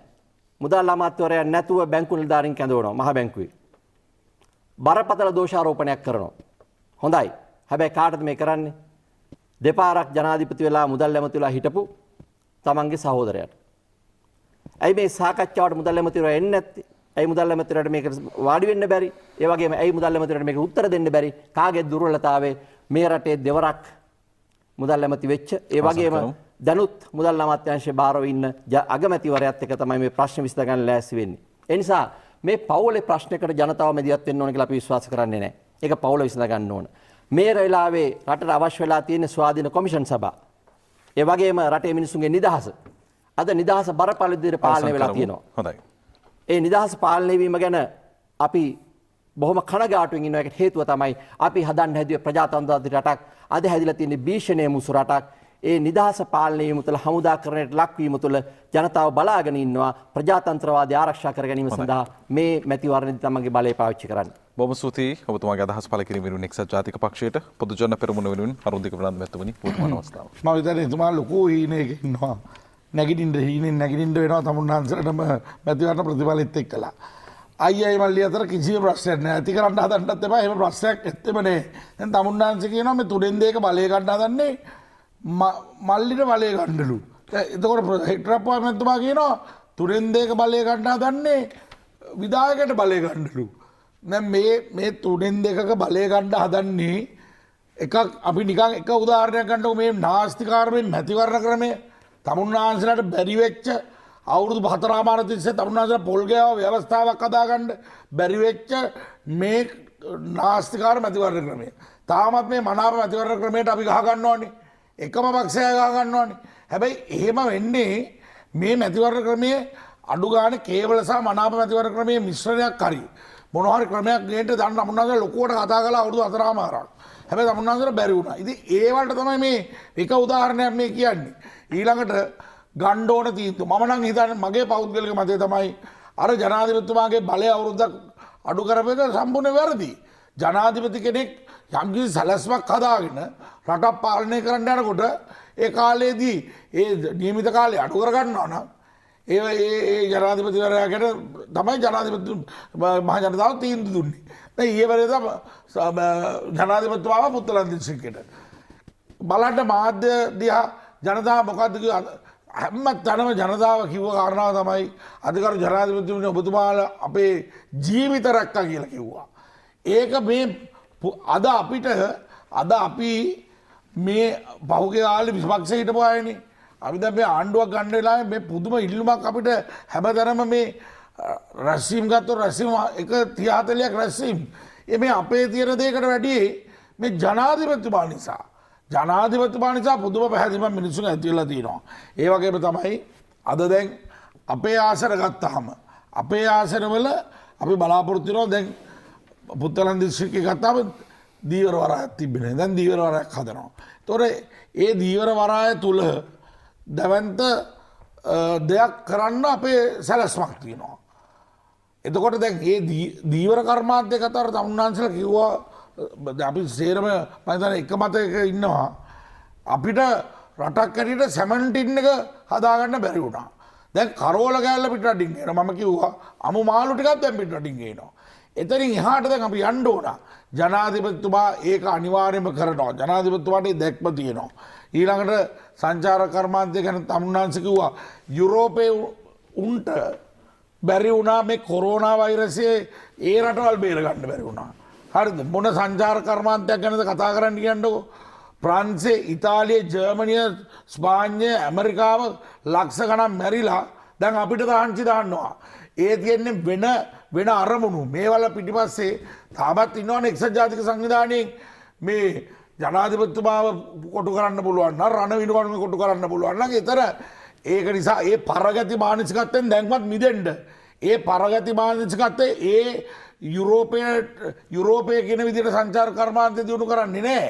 සංචාර කර්මාන්තය දියුණු වෙන්න යුරෝපයේ අය මොන තහංචි දැම්මත් අද ලෝකේ රටවල් මේක දිහා බලාගෙන 11 දෙනෙක් 11 දෙනා මැරිච්ච එක ගැන වුණත් අපි කනගාටු වෙනවා. හැබැයි 11 දෙනෙක් මැරිච්ච එක ගැන බේරලා තියෙනවා. මේ රටවල් හෙට එන්න කියන්නකෝ ඕනම රටක සංචාරකින්ට ඒ PCR පරීක්ෂණ හරියට කරනවා. ඒ වගේම එයාට අවශ්‍ය කරන විදිහට ජනාධිපතිතුමා කෘෂි කර්මාන්තේ, සංචාර කර්මාන්තේ, දීවර කර්මාන්තේ වගේම මේ මානව සම්පද ප්‍රයෝජනයට ගන්නවා බලා ගන්න. තමුන්නාන්සලා තාම මේ එක පාට මේ තමුන්නාන්සලා මේ අඳුරේ අතපත ගන්නවා වගේ කතා කරන්න එපා. පොඩ්ඩක් ඉන්න බලන්න දෙන්න අවස්ථාව දෙන්න. තමුන්නාන්සලේ අපි තව මාස කීපයකින් අපි නැවතවත් ආවක් පාර්ලිමේන්තු මැතිවරණයෙන් පස්සේ හමු වෙමු. ඉතින් ඒ හමු වුණාම අපි කතා කරමු ජනාධිපතිතුමාගේ වැඩපිළිවෙල හොඳයිද නරකයිද. ජනාධිපතිතුමා මේ කොරෝනා සිද්ධිය සම්බන්ධයෙන් ගත්තා වැඩපිළිවෙල හොඳයිනේ. තමුන්නාන්සලා නැහැ කිව්වත් මිනිස්සු පිළි අරගෙන තියෙනවා. අපිට තමුන්නාන්සලා කියන්න නැහැ මිනිස්සු නෙවන මිනිස්සු එක පිළි අරගෙන තියෙනවා. එතකොට අපි කියනවා ජනාධිපතිතුමා ගැන විශ්වාසය තියාගන්න. ඒ වගේම අපි ගැන විශ්වාසය තියාගන්න අපි දිස්ත්‍රික්කයක් ඇටියට දිස්ත්‍රික්කත් රටක් ඇටියට රටත් ගොඩනගන්න අපි අනිවාර්යයෙන්ම කටයුතු කරනවා. බොහොම ස්තුතියි ඔබතුමාගේ අදහස් පළ කිරීම වෙනුවෙන්. හෙක්ටර් පොහොමැතිතුමනි ඔබතුමාට අවස්ථාව. පළවෙනිම කියන්නේ මේ කොරෝනා ගැන කතා කරද්දී කොරෝනා ගැන ඒ ජනාධිපතිතුමා කරපු දේ ගැන කවුරුත් මං හිතන්නේ මේ එහෙම විචනයක් කරනවා කියලා. ඒක වැරදි මතයක් ගොඩනගන්න එපා. එතන හොඳ දේවල් සහ නරක දේවල් කොටස් දෙකක් තියෙනවා. දැන් හොඳ දේවල් විතරක් කිය ඉන්න නෙමෙයි නරක දේවලුත් කියන්න ඕන. දැන් ප්‍රධානම එකක් කියන්නම්කෝ. දැන් මේ පිටරට අය ගැන කතා කරනවා. පිටරට මැරිච්ච අපේ ශ්‍රී ලාංකිකයෝ කොරෝනා නිසා මැරිච්ච අය ගැන අඩු ගානේ ශෝක ප්‍රකාශයක් කරන්න බැරුව ගියා ආණ්ඩුවට. ශෝක ප්‍රකාශයක් නික වෙන මොනවත් ඕනේ ශෝක ප්‍රකාශයක් කරන්න බැරුව ගියා. ඊළඟ කාරණේ තමයි දැනට ඉන්නවා විශේෂයෙන්ම ගෘහ සේවයේ යෙදලා ඉන්න අය. ඒ අයට ටිකට් එක අරගෙන PCR පරීක්ෂණ වලට සල්ලි දීලා එන්න බැරිව ලත වෙන අඬ ලොකු පිරිසක් ඉන්නවා. සෞදි අරාබියේ දැන්ට ඉන්නවා. ඔබතුමාගේ හිතවතෙක් පවා මට තොරතුරු ඔක්කොම දීලා තියෙනවා පිටරට ඉඳගෙන එන්න විදිහක් නැතුව ඒ තරම් මුදලක් යනවා ඒගොල්ලන්ට. ඒගොල්ලන්ට එන්න බෑ. ඒ නිකන් මෙල බාධා මම කියන්නේ ඒක තමයි අපි මට තව විනාඩි 5ක් දෙන්න ඕන. හරි. මේ ක්‍රමවේදය තමයි අපි කියන්නේ හදලා නැහැ කියලා ඒකට.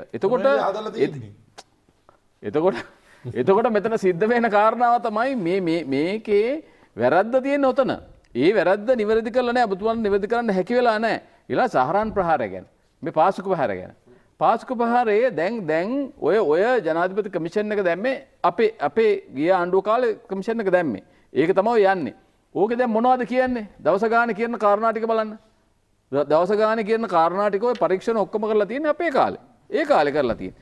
ඒවා කමිෂන් එකට ඇවිල්ලා දැන් ඒක මාධ්‍ය පෙන්නනවා. මාධ්‍ය පෙන්නද්දී මාධ්‍යයක පෙන්නන්නේ කොහොමද දන්නවද? මාධ්‍ය පෙන්නන්නේ නිකන් මේ අද වුණා ඊයේ වුණා පෙරේද වුණා වගේ. එහෙම ඊයේ පෙරේද කිසි දෙයක් වෙලා නැහැ. එතකොට මේ පාසුකුපාරය සම්බන්ධයෙන් ගත්ත තීන්දුව මේ කාලේ කරපු දෙයක් නැහැ. ගිය කාලේ කරපු දේවල් ටික තමයි දැන් මාධ්‍යයෙන් පෙන්න හරි ලස්සනට නිකන් අර මේ ලොලිපොප් දෙනවා වගේ පෙන්වන්නේ මේ හරියට මේ කාලේ කරනවා වගේ. ඒ නිසා ඊළඟ කාරණේ තමයි දැන් බලන්න මේ ටිකේ රංගපාන සමහර නාට්‍ය දැන් මේ මෙතුමල්ලාට තියෙන ප්‍රශ්නේ ගම්වලට ගියාම ජනතාව ඒකරාශි කරද්දී ජනතාවගේ ප්‍රශ්න ගොඩක් තියෙනවා. ඊ ප්‍රශ්න ටික සියල්ල අමතක කරන්න ඔන්න ගේනවා කරුණාගේ නාට්‍ය. ඊළඟට ගේනවා ක්‍රිකට් නාට්‍ය. හරිද? ඊළඟට දැන් අලුතෙන්ම ගෙනල්ලා ගේනවා මේගොල්ලෝ අලුත් නාට්‍යයක් විශේෂයෙන්ම දයාසිරි ජයසේකර ඇතුමයි මේගොල්ලන්ගේ අනිත් කණ්ඩායමට නාට්‍ය. ඒ මොකද කුරුණෑගල දිස්ත්‍රික්කයේ දයාසිරි ජයසේකර ඇතුමයි මහින්ද රාජපක්ෂ මැතිතුමා අතර මනාපොලට තරඟයක් තියෙනවා. දැන් මේ තරඟෙන් මහින්ද රාජපක්ෂ මැතිතුමා දයාසිරි ජයසේකර මැතිතුමාට වඩා පල්ලෙහාට ගියොත් ප්‍රශ්නයක් නිසා දැන් ඒකටත් නාට්‍යයක් හදලා. දැන් මේ සම්පූර්ණ මේ මැතිවරණ යන්නේ නාට්‍ය යන්නේ. දැන් රඟපාන ඔක්කොම දේවල්. දැන් ඊළඟ කාරණාව තමයි දැන් රාජ්‍ය සේවය. රාජ්‍ය සේවකයා අද සතුටින් දින්නේ.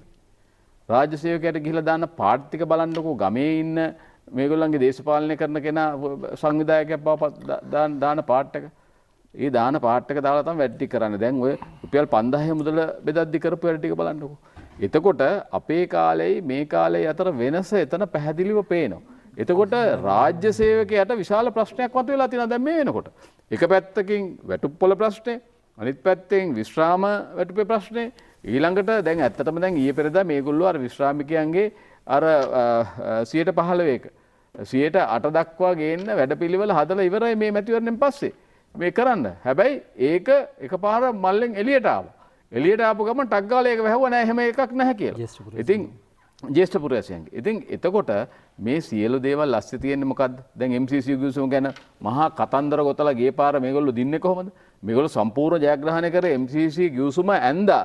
සමහර ගුරුවරු අපි දැක්කා ළමයින්ට උගුණකට ලංකා සිටියේම ඇඳලා මෙහෙම අඳිනවා. මේ කැලල අරගොල්ලන්ගේ මේ කැලල මේගොල්ලන්ගේ කියලා වෙලා. අපේ විහාරස්ථානවල ආගමික ස්ථානවල මේ ගැන වෙනම දේශනා කරා මෙහෙමයි කියලා. අද මේ අය රස කර ජනතාව මුලා කරගෙන MCC එක අස්සම් කරන්න යනවා. MCC එක නැත්තම් ඉරලා විසි කරලා දාන්න පුළුවන්. ඔය කයිවාරු ගහන කෑ ගහන වේදිකාවේ මහා උඩ පැන කෑ ගහපු අය ටික තිබුණානේ. MCC ගිවිසුම ගෙනල්ලා ගෝල් පේසර් ගෙනල්ලා ඉරලා විසි කරලා දාන්න. දැන් ඒකද කරන්නේ? ඒක නෙමෙයි කරන්නේ. ඊළඟට විශේෂයෙන් කියන්න ඕන. අපි මේ මැතිවරණයේදී එක පැත්තකින් අපි දිස්ත්‍රික්කයක් හැටියට. දැන් මෙතුමත් මගේ දිස්ත්‍රික්කයක් හැටියට දිස්ත්‍රික්කේ තියෙන අඩුපාඩු ගොඩක් කරන්න. එකක් තමයි සම්පත් වලින් අපි උපරිම ප්‍රයෝජන අරගන්න. ඒකට අවශ්‍ය කරන වැඩපිළිවෙල සජිත් ප්‍රේමදාස මැතිතුමත් එක්ක අපි වාඩි වෙලා දීර්ඝ වශයෙන් සාකච්ඡා කරලා තියෙනවා. ඒ නිසා මේ පොළොවේ පය ගහලා ඉන්න මිනිසුන්ගේ දුක හඳුනන නායකයෙක් හැටියට අපේ නායකයා ඉන්නේ. ඒ නායකයාත් එක්ක වැඩ කටයුතු කරද්දී පැහැදිලිව එක පැත්තකින් දිස්ත්‍රික්කයක් හැටියට අනිත් පැත්තෙන් ජාතික වශයෙන් රටට කරන වැඩසටහන සම්බන්ධව පැහැදිලි අවබෝධයකින් සහ සැලසුමක් ඇතුව නිර්මාණශීලීවයි මේ පාර මැතිවරණයට අපි ඉදිරිපත් වෙලා තියෙන්නේ. ඒ නිසා පැහැදිලි ප්‍රතිඵලයක් අපි අරගෙන මෙතුමන්ලගේ 3-2 නෙමේ ජයග්‍රහණය කරන සිහිනයත් බොඳ කරනවා කියලා විශේෂයෙන් මේ අවස්ථාවේදී ප්‍රකාශ කරනවා. බොහොම ස්තුතියි ඔබතුමාගේ අදහස් පළ කිරීමට. අවසාන වශයෙන් ශ්‍රී ලංකා පොදු ජන පෙරමුණ වෙනුවෙන් තාරක බාලසූරිය මැතිතුමා ඔබතුමාට අවස්ථාව. මම හිතන්නේ අපේ හෙක්ටර් අප්පුහාමි මන්ත්‍රීතුමා ඊට වඩා හොඳ රඟපෑමක් කරනවා. මොකද මේ කට්ටිය පාට දන්නෙත් නැහනේ. මේ කට්ටියගේ පාට නිල් පාට, මේ කට්ටිය කොළ පාට ෂර්ට් ඇඳගෙන ඊන් පස්සේ ඇවිදින් මේ එක්සත් ජාතික පක්ෂය වගේ රඟපානවා. මගේ පාට කළා. මොකද පාට නිල් පාට නේ? මොකද්ද පක්ෂේ පාට කියලා ඉතින් පක්ෂේ පාට මොකද්ද කියලා හරියට ජනතාවට පෙන්වන්නේ නැති කට්ටියක්. ඒකට ඉතින් අපිට රඟපෑම් ගැන කියලා ඉතින් තේරුමක් නැහැ. ඉතින් ඒ හින්දා ඉස්සෙල්ලාම මේ පාට පක්ෂේ පාට මිනිසුන්ට කියන්න කියන එක තමයි මම ඉල්ලා සිටින්නේ. බාධා කරන්න බෑ. ඒ නිසා පාට ඔබතුමාගේ පක්ෂයෙන් ඔබතුමාගේ පක්ෂයට පාට ඉතින් හරි ඒ රඟපාන්න ඉතින්. ඉතින් අනික එක තමයි අපේ මේ මොකක්ද අර කිත්සිරි මන්ත්‍රීතුමා අහපෝ එතනදී පටලගෙන තිබෙනවා. අපි මේ 3-2ක් ගේන්නේ මේ අයියි මල්ලිගේ කිසිම ප්‍රශ්නයක් නෙවෙයි. මේ ඒ රාජ්‍ය දුර්වල කරලා තිබෙනවා. අපේ ඔය කවුද නිමල් කෆනෑන්ඩු එතකොට ඔය මහාචාර්ය හූල් වගේ කට්ටිය ඒ කට්ටිය එක්ක විවස්සාදායකෙත් නැහැ. ඒ කට්ටිය අධිකරණයේත් නැහැ. ඊපස්සේ ඒක විධායකෙත් නැහැ. ඒකට ඊපස්සේ ඒ කට්ටිය කාටවත් පිළිතුරු දෙන්නෙත් නැහැ. හරි එතකොට ඔබතුමා හිතනවා ඊට පස්සේ ඔබතුමා කියනවා මේ දැන් ඔබතුමාලා මේක නම ස්වාධීන කොමිෂන් සභාව. ඔබතුමාලා කියන ස්වාධීන කොමිෂන් සභාව වැඩක් නැහැ. ඒ ආයතන තමයි ස්වාධීන වෙන්න ඕනේ. ඒ මොකද මැතිවරණ කොමිෂන් සභාවක් ස්වාධීනයි කියලා ඊට පස්සේ මැතිවරණ තියන්නේ නැත්නම් ඒකේ තේරුමක් නැහැ. පොලිස් කොමිෂන් සභාව ස්වාධීන වෙලා පොලිසිය ස්වාධීන නැත්නම් ඒක තේරුමක් නැහැ. හරි ඒ ආයතන ස්වාධීන කරන්න ඕනේ. මේ දැන් ඔබතුමා කියන අන්දමටම එනම් දැන් ප්‍රජාතන්ත්‍රවාදය ගෙනාවලු. ඔබතුමාලා ගෙන මොකද්ද ප්‍රජාතන්ත්‍රවාදය ඔබතුමාලා මැතිවරණ වෙලාවට තියන්නේ නැති? ඔබතුමා කියන්න මොකක් හරි එක රටක් මට කියන්නකො මේ මැතිවරණ නැති ප්‍රජාතන්ත්‍රවාදී තියෙන රටක් කියන්න. ඔව් අනේක තමයි. අපි ප්‍රශ්න වලට නොයා කරුණු දැක්වීමක් කරනවා. හරි මේ ඉතින් මම කියන්නේ අද රටේ ජනතාව දන්නවා විශේෂයෙන්ම දන්නවා මේ වසංගතෙන් විශාල ආර්ථික අපහසුතාවලට අපිට මුහුණ පාන්න වෙනවා කියලා. හැබැයි අපි මේක අවස්ථාවක් කරගන්නවා. හරි මේක අපි අවස්ථාවක් කරගන්නවා මේ මෙච්චර කාලයක් අවුරුදු 5ක් විතර මේ එක්සත් ජාතික පක්ෂයේ කෙලින්ම අර නියෝ ලිබරල් ආර්ථිකය යම්කිසි මට්ටමකට වෙනස් කරලා ඒක දේශීය නිෂ්පාදනය අපි ඇති කරගන්න. හරි දැන් එතකොට දැන් අපේ හෙක්ටර් අප්පුවාම මන්ත්‍රීතුමා කියන විදිහට අපි ඒ ඛණ්ඩ දෙනවා නෙවෙයි අපි මූලිකව අපි කරන්න බලාපොරොත්තු වෙනවා. අපි ඒ කට්ටියට රැකියාව දෙන්න. එතකොට ඒ ව්‍යාපාර පටන් ගන්න. ඒක කරාගත්තොත් එහෙම එතකොට ඒ කට්ටියට කන්න පුළුවන්. හරි කියන්නේ මොකද්ද? මාළු අල්ලලා දෙන්නත් පුළුවන් නැත්නම් මාළු අල්ලන්න මේ උඹන්නත් පුළුවන්. ඉතින් අන්නේ ඒ වගේ ඉතින් අපි බලන්නේ මොකද්ද?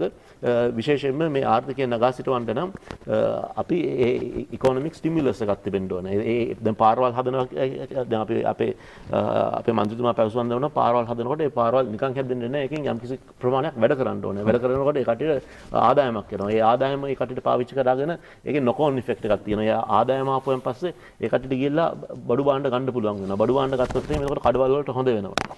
ඉතින් දැන් අපි ඔබතුමා ඔතලා කරපු අන්දමටම අර සම්පූර්ණයෙන්ම දැන් මෙතුමා කිව්වා අපිටත් පුළුවන් ඕනනම් සීනි ටික කියුබාවෙන් ගෙනල්ලා ඊට පස්සේ යම්කිසි විදියකට ඒ අඩු මිලකට දෙන්න. අපිටත් පුළුවන් හාල් ටික ඕනනම් මේ බංග්ලාදේශයෙන් හරි පාකිස්තානෙන් ගෙනල්ලා ඊට පස්සේ මේ හදන ප්‍රමාණයටත් වඩා අඩු ගානකට දෙන්න. හැබැයි ඒක දුන්නොත් එහෙම අපේ ඒ දේශීය ගොවියට මොකද්ද වෙන්නේ? ඒකට දැන් අර පවුල් 30000ක් විතර ඒ පැල්වත් ආශ්‍රිතව ජීවත් වෙනවා. ඒකට මේ පවුල් 30000ට මොකද වෙන්නේ? අපි කියුබාවෙන් සීනි ටික නැත්නම් බ්‍රසීලෙන් සීනි ටික ගෙනාවොත්. ඉතින් ඒ නිසා තමයි අපි මේ දේශීය ආර්ථිකයක් අපි නගා සිටවන්න හදන්නේ. ඒක ගෝඨාභය රාජපක්ෂ මහත්තයා අනිවාර්යයෙන්ම කරනවා. ඒ වගේම එතුමා දීපු පොරොන්දු මේ අවුරුදු 5 තුලදී ඉෂ්ට කරනවා කියලා කියන එකත් අපි පැහැදිලිවම කියනවා. හොඳයි. බොහොම ස්තුතියි. වට තුනක කතාබහ ඇතුළතදී පෙර තත්වයන් වර්තමාන තත්වයන් අනාගතය වෙනුවෙන් කරන්නට බලාපොරොත්තු වන දේවල් මේ සියලු දේ පිළිබඳ කතා කළා. අපි විශ්වාස කරනවා මේ සියලු දේ හරහා මෙතනදී වාද විවාද සංවාද විවිධ දේවල් සිදු වුණා. නමුත් මේ සියලු දේ හරහා ඉදිරියේදී ඔබේ මගේ රට පාලනය කිරීමට සුදුසු පුද්ගලයින් කුමන ආකාරයේ න්‍යාය පත්‍රයකද සිටින්නේ සහ ඔවුන් කරන්නේ මොනවද කියන දේ එතනදී පැහැදිලි වෙන්නේ. ඔබ බුද්ධිමත්ව අගෝස්තු 5 වෙනිදා තීන්දුව ගනු ඇතැයි අප විශ්වාස කරනවා. අද දවසේදී ශ්‍රී ලංකා පොදු ජන පෙරමුණ වෙනුවෙන් පැමිණි හිටපු රාජ්‍ය අමාත්‍යතුමන් තාරක බාලසූරිය මැතිතුමනි බොහොම ස්තුතියි. අද දවසේදී පැමිණීම වෙනුවෙන් ඒ වගේම අපි ඉදිරි මැතිවරණ වෙනුවෙන් සුබ පතනවා. ඒ වගේම ශ්‍රී ලංකා පොදු ජන පෙරමුණ වෙනුවෙන් හිටපු නියෝජ්‍ය අමාත්‍යතුමන් අරුන්දික ප්‍රනාන්දු මැතිතුමනි බොහොම ස්තුතියි සහ සුබ පතනවා ඉදිරි මැතිවරණ වෙනුවෙන්.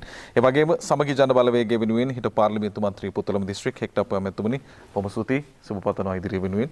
ඒ වගේම එක්සත් ජාතික පක්ෂය වෙනුවෙන් නීතිඥ කස්තූරි අනුරාධනායක මැතිතුමනි අනුරාධපුර දිස්ත්‍රික්කයේ නියෝජනය කරමින් බොහොම ස්තුතියි පැමිණීම වෙනුවෙන්. ඒ වගේම සුබ පතනවා ඉදිරි මැතිවරණය වෙනුවෙන්. අගෝස්තු 5 වෙනිදා ඔබේ වගකීම් පැවරෙනවා. එතෙක් අප සියලු වැඩසටහන් හරහා ඒ දේශපාලන පක්ෂ වලට අදාළ නියෝජිතින් කැඳවාගෙන විත් ඔබට ඔවුන්ගේ ප්‍රතිපත්ති සහ ඔවුන්ගේ වැඩපිළිවෙල පිළිබඳ කියනවා. ඔබටයි තීරණය බාර කරන්නේ. ලබන සතිය හමු වෙමු. ප්‍රාර්ථනා කරන ඔබ හැමෝටම යහපත් දවසක්. ආයුබෝවන්.